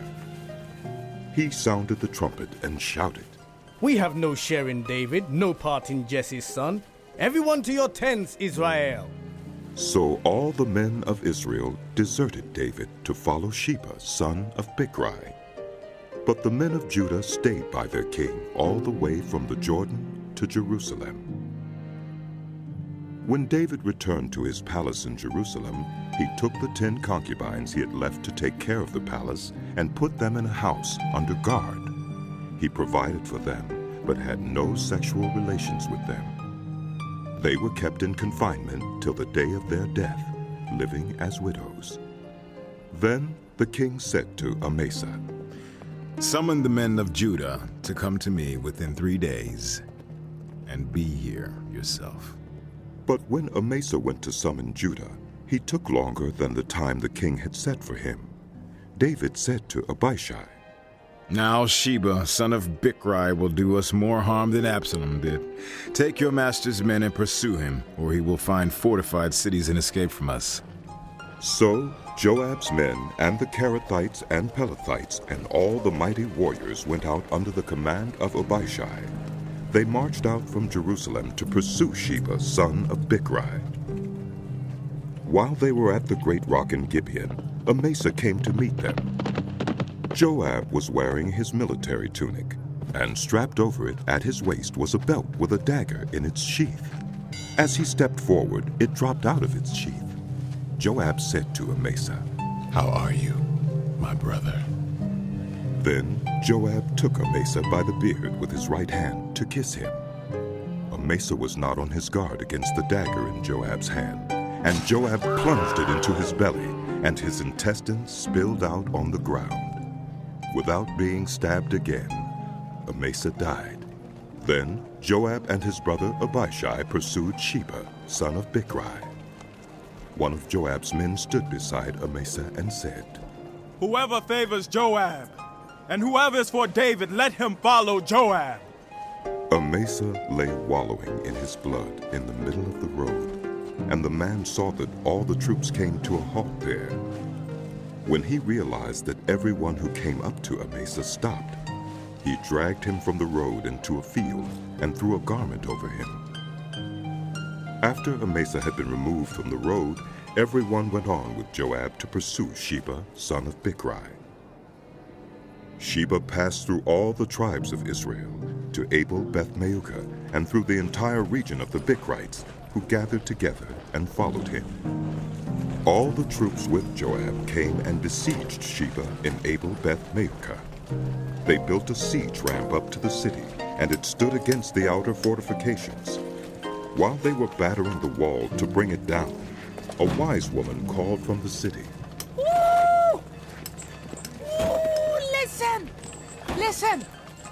Tell Joab to come here so I can speak to him. He went toward her, and she asked, "Are you Joab?" "I am," he answered. She said, "Listen to what your servant has to say." "I'm listening," he said. She continued, "Long ago they used to say, 'Get your answer at Abel,' and that settled it. We are the peaceful and faithful in Israel. You are trying to destroy a city that is a mother in Israel.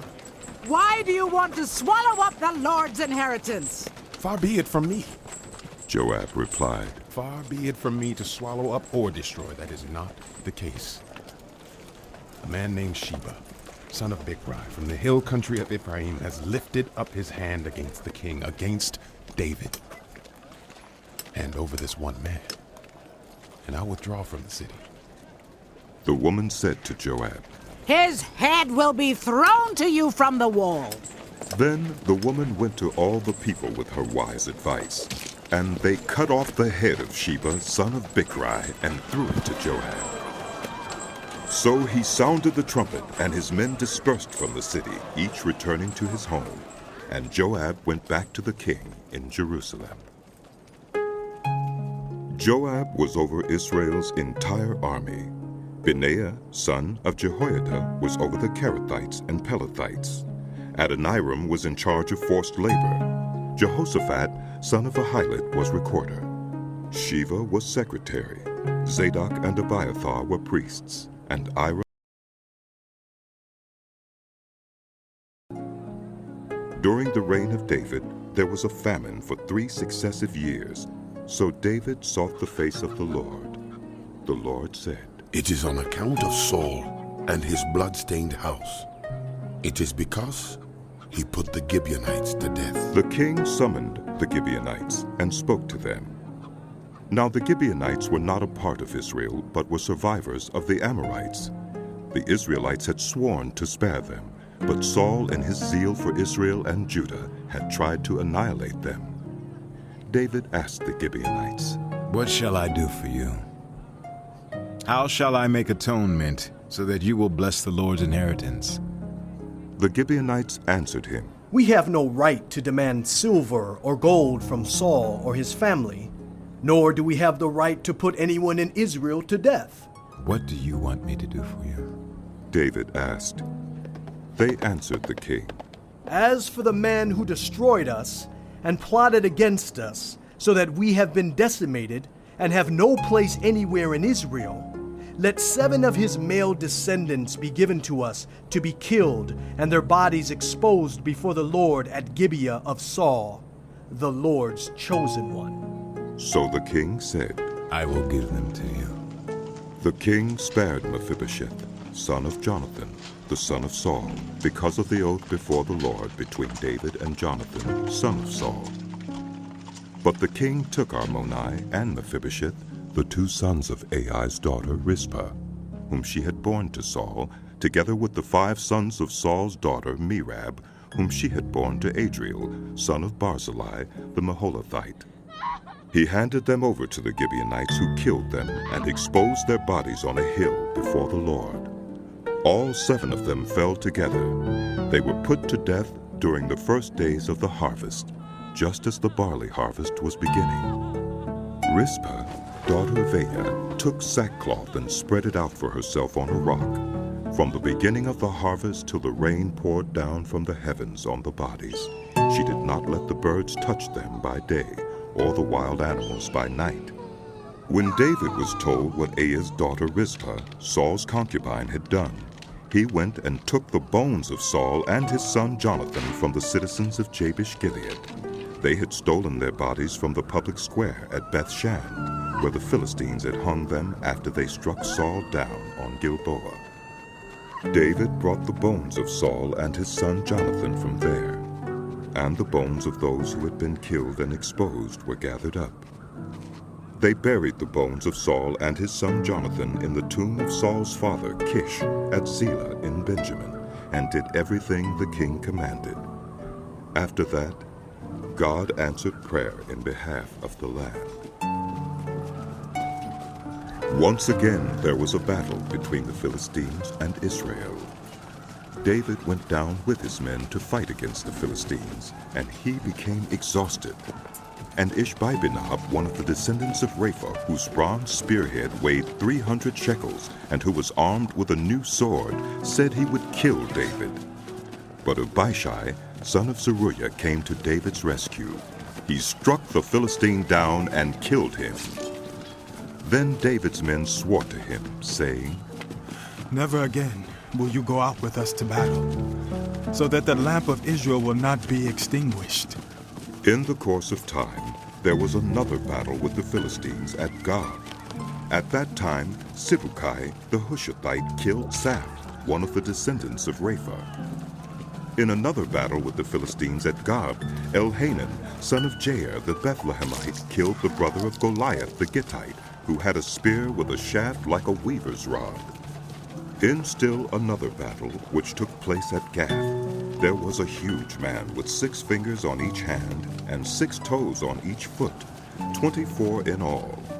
He also was descended from Rapha. When he taunted Israel, Jonathan, son of Shimea, David's brother, killed him. These 4 were descendants of Rapha in Gath, and they... David sang to the Lord the words of this song when the Lord delivered him from the hand of all his enemies and from the hand of Saul. He said, "The Lord is my rock, my fortress, and my deliverer. My God is my rock, in whom I take refuge, my shield and the horn of my salvation. He is my stronghold, my refuge, and my savior. From violent people you saved me. I called to the Lord, who is worthy of praise, and have been saved from my enemies. The waves of death swirled about me. The torrents of destruction overwhelmed me. The cords of the grave coiled around me.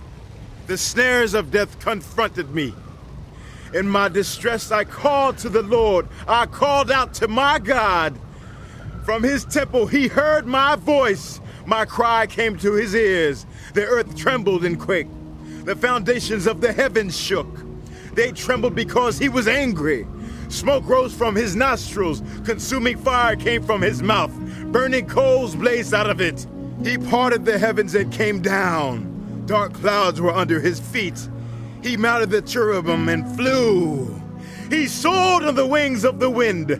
He made darkness his canopy around him, the dark rain clouds of the sky. Out of the brightness of his presence, bolts of lightning blazed forth. The Lord thundered from heaven. The voice of the Most High resounded. He shot his arrows and scattered the enemy. With great bolts of lightning he routed them. The valleys of the sea were exposed, and the foundations of the earth laid bare at the rebuke of the Lord, at the blast of breath from his nostrils. He reached down from on high and took hold of me. He drew me out of deep waters. He rescued me from my powerful enemy, from my foes who were too strong for me. They confronted me in the day of my disaster, but the Lord was my support. He brought me out into a spacious place.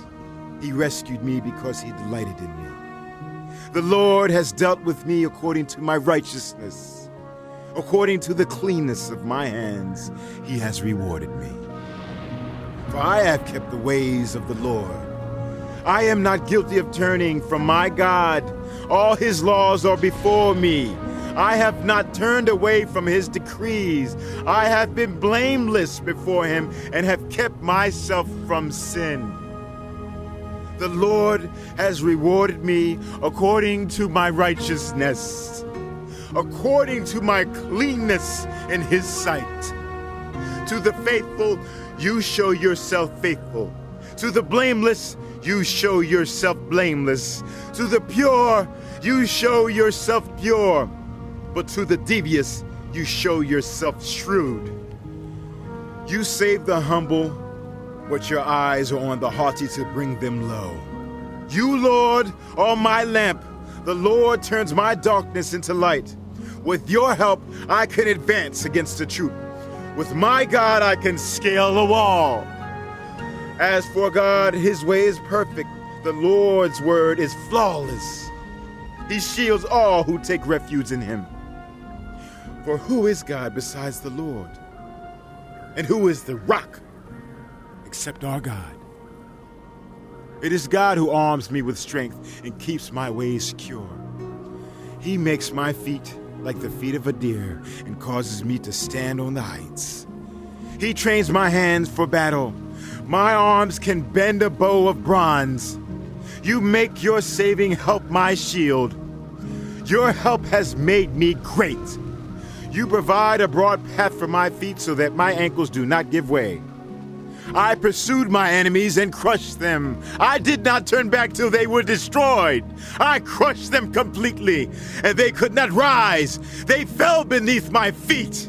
You awed me with strength for battle. You humbled my adversaries before me. You made my enemies turn their backs in flight, and I destroyed my foes. They cried for help, but there was no one to save them. To the Lord, but he did not answer. I beat them as fine as the dust of the earth. I pounded and trampled them like mud in the streets. You have delivered me from the attacks of the peoples. You have preserved me as the head of nations.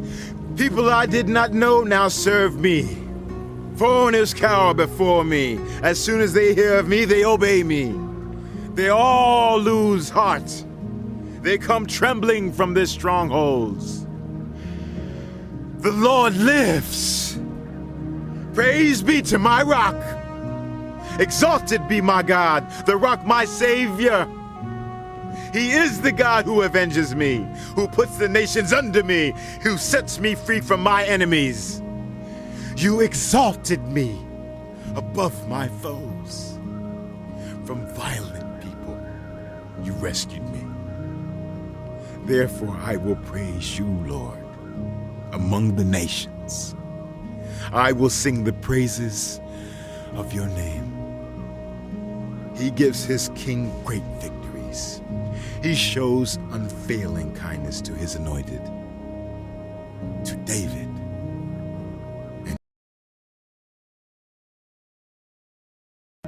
These are the last words of David, the inspired utterance of David, son of Jesse, the utterance of the man exalted by the Most High, the man anointed by the God of Jacob, the hero of Israel's songs. The Spirit of the Lord spoke through me. His word was on my tongue. The God of Israel spoke. The Rock of Israel said to me, when one rules over people in righteousness, when he rules in the fear of God, he is like the light of morning at sunrise on a cloudless morning, like the brightness after rain that brings grass from the earth. If my house were not right with God, surely he would not have made with me an everlasting covenant, arranged and secured in every part. Surely he would not bring to fruition my salvation and grant me my every desire. But evil men are all to be cast aside like thorns, which are not gathered with the hand. Whoever touches thorns uses a tool of iron or the shaft of a spear. They are burned up where they lie. These are the names of David's mighty warriors. Josheb-Basshebeth, a Tekemonite, was chief of the three. He raised his spear against 800 men whom he killed in one encounter. Next to him was Eleazar, son of Dodai, the Ahohite. As one of the three mighty warriors, he was with David when they taunted the Philistines gathered at Pasdammim for battle. Then the Israelites retreated, but Eleazar stood his ground and struck down the Philistines till his hand grew tired and froze to the sword. The Lord brought about a great victory that day. The troops returned to Eleazar, but only to strip the dead. Next to him was Shammah, son of Agi the Hararite. When the Philistines banded together at a place where there was a field full of lentils, Israel's troops fled from them. But Shammah took his stand in the middle of the field. He defended it and struck the Philistines down, and the Lord brought about a great victory. During harvest time, 3 of the 30 chief warriors came down to David at the cave of Adullam, while a band of Philistines was encamped in the valley of Rephaim. At that time David was in the stronghold, and the Philistine garrison was at Bethlehem. David longed for water and said, "Oh, that someone would give me a drink of water from the well near the gate of Bethlehem. So the three mighty warriors broke through the Philistine lines, drew water from the well near the gate of Bethlehem, and carried it back to David. But he refused to drink it. Instead, he poured it out before the Lord. Far be it from me, Lord, to do this, he said. Is it not the blood of men who went at the risk of their lives? And David would not drink it. Such were the exploits of the three mighty warriors. Abishai, the brother of Joab, son of Zeruiah, was chief of the three. He raised his spear against 300 men, whom he killed, and so he became as famous as the three. Was he not held in greater honor than the three? He became their commander, even though he was not included among them. Benaiah, son of Jehoiada, a valiant fighter from Kabzeel, performed great exploits. He struck down Moab's two mightiest warriors. He also went down into a pit on a snowy day and killed a lion. And he struck down a huge Egyptian. Although the Egyptian had a spear in his hand, Benaiah went against him with a club. He snatched the spear from the Egyptian's hand and killed him with his own spear. Such were the exploits of Benaiah, son of Jehoiada. He too was as famous as the three mighty warriors. He was held in greater honor than any of the 30, but he was not included among the three, and David put him in charge of his bodyguard. Among the 30 were Asahel, the brother of Joab, Elhanan, son of Dodo from Bethlehem, Shammah the Harodite, Elika the Harodite, Helas the Paltite, Ira, son of Ikish from Tekoa, Abiezer from Anathoth, Sibukai the Hushathite, Zalman the Ahohite, Maharai the Netophathite, Heled, son of Beunah the Netophathite, Ithai, son of Ribai from Gibeah in Benjamin, Benaiah the Parathonite, Hiddai from the ravines of Gaish, Abialban the Arbathite, Asmaveth the Barhumite, Eliahba the Sheobanite, the sons of Jashan, Jonathan, son of Shammah the Hararite, Ahiam, son of Sharah the Hararite, Eliphalet, son of Ahasbai the Meukathite, Eliam, son of Ahithophel the Gilonite, Hezro the Carmelite, Peorai the Arbite, Igal, son of Nathan from Zobah, the son of Haggai, Zelek the Ammonite, Naharai the Beerothite, the armor-bearer of Joab, son of Zeruiah, Ira the Ithrite, Gareb the Ithrite, and Uriah the Hittite. Again the anger of the Lord burned against Israel, and he incited David against them, saying, Go and take a census of Israel and Judah. So the king said to Joab and the army commanders with him, Go throughout the tribes of Israel from Dan to Beersheba, and enroll the fighting men, so that I may know how many there are. But Joab replied to the king, May the Lord your God multiply the troops 100 times over, and may the eyes of my lord the king see it. But why does my lord the king want to do such a thing? The king's word, however, overruled Joab and the army commanders. So they left the presence of the king to enroll the fighting men of Israel. After crossing the Jordan, they camped near Aurora, south of the town in the gorge, and then went through Gad and on to Jazer. They went to Gilead and the region of Tatim Hodshai, and on to Dan Jain, and around toward Sidon. Then they went toward the fortress of Tyre and all the towns of the Hivites and Canaanites. Finally they went on to Beersheba in the Negev of Judah.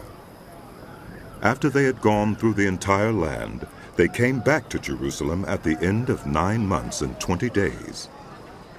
Joab reported the number of the fighting men to the king. In Israel there were 800,000 able-bodied men who could handle a sword, and in Judah 500,000. David was conscience-stricken after he had counted the fighting men, and he said to the Lord, I have sinned greatly, what I have done. Now, Lord, I beg you, take away the guilt of your servant. I have done a very foolish thing.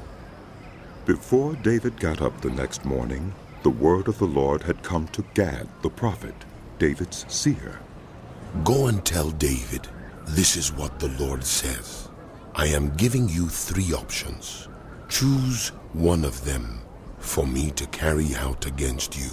So Gad went to David and said to him, Shall there come on you 3 years of famine in your land? Or 3 months of fleeing from your enemies while they pursue you? Or 3 days of plague in your land? Now then, think it over and decide how I should answer the one who sent me. David said to Gad, I am in deep distress. Let us fall into the hands of the Lord, for his mercy is great. But do not let me fall into human hands. So the Lord sent a plague on Israel from that morning until the end of the time designated, and 70,000 of the people from Dan to Beersheba died. When the angel stretched out his hand to destroy Jerusalem, the Lord relented concerning the disaster, and said to the angel who was afflicting the people, Enough. Withdraw your hand. The angel of the Lord was then at the threshing floor of Araunah, the Jebusite.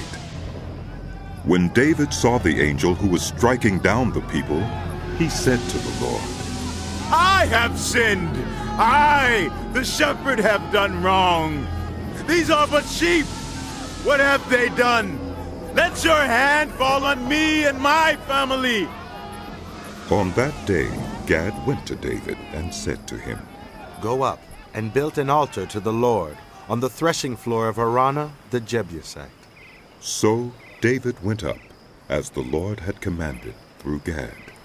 When Araunah looked and saw the king and his officials coming toward him, he went out and bowed down before the king with his face to the ground. Araunah said, Why has my lord the king come to his servant? To buy your threshing floor, David answered, so I can build an altar to the Lord, that the plague on the people may be stopped. Araunah said to David, Let my lord the king take whatever he wishes and offer it up.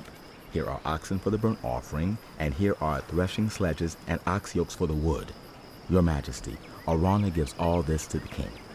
Araunah also said to him, May the Lord your God accept you. But the king replied to Araunah, No, I insist on paying you for it. I will not sacrifice to the Lord my God burnt offerings that cost me nothing. So David bought the threshing floor and the oxen, and paid 50 shekels of silver for them. David built an altar to the Lord there, and sacrificed burnt offerings and fellowship offerings. Then the Lord answered his prayer in behalf of the land, and the plague on Israel was stopped.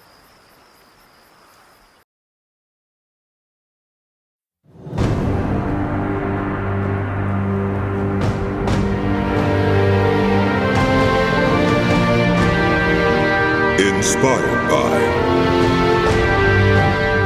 The Bible Experience.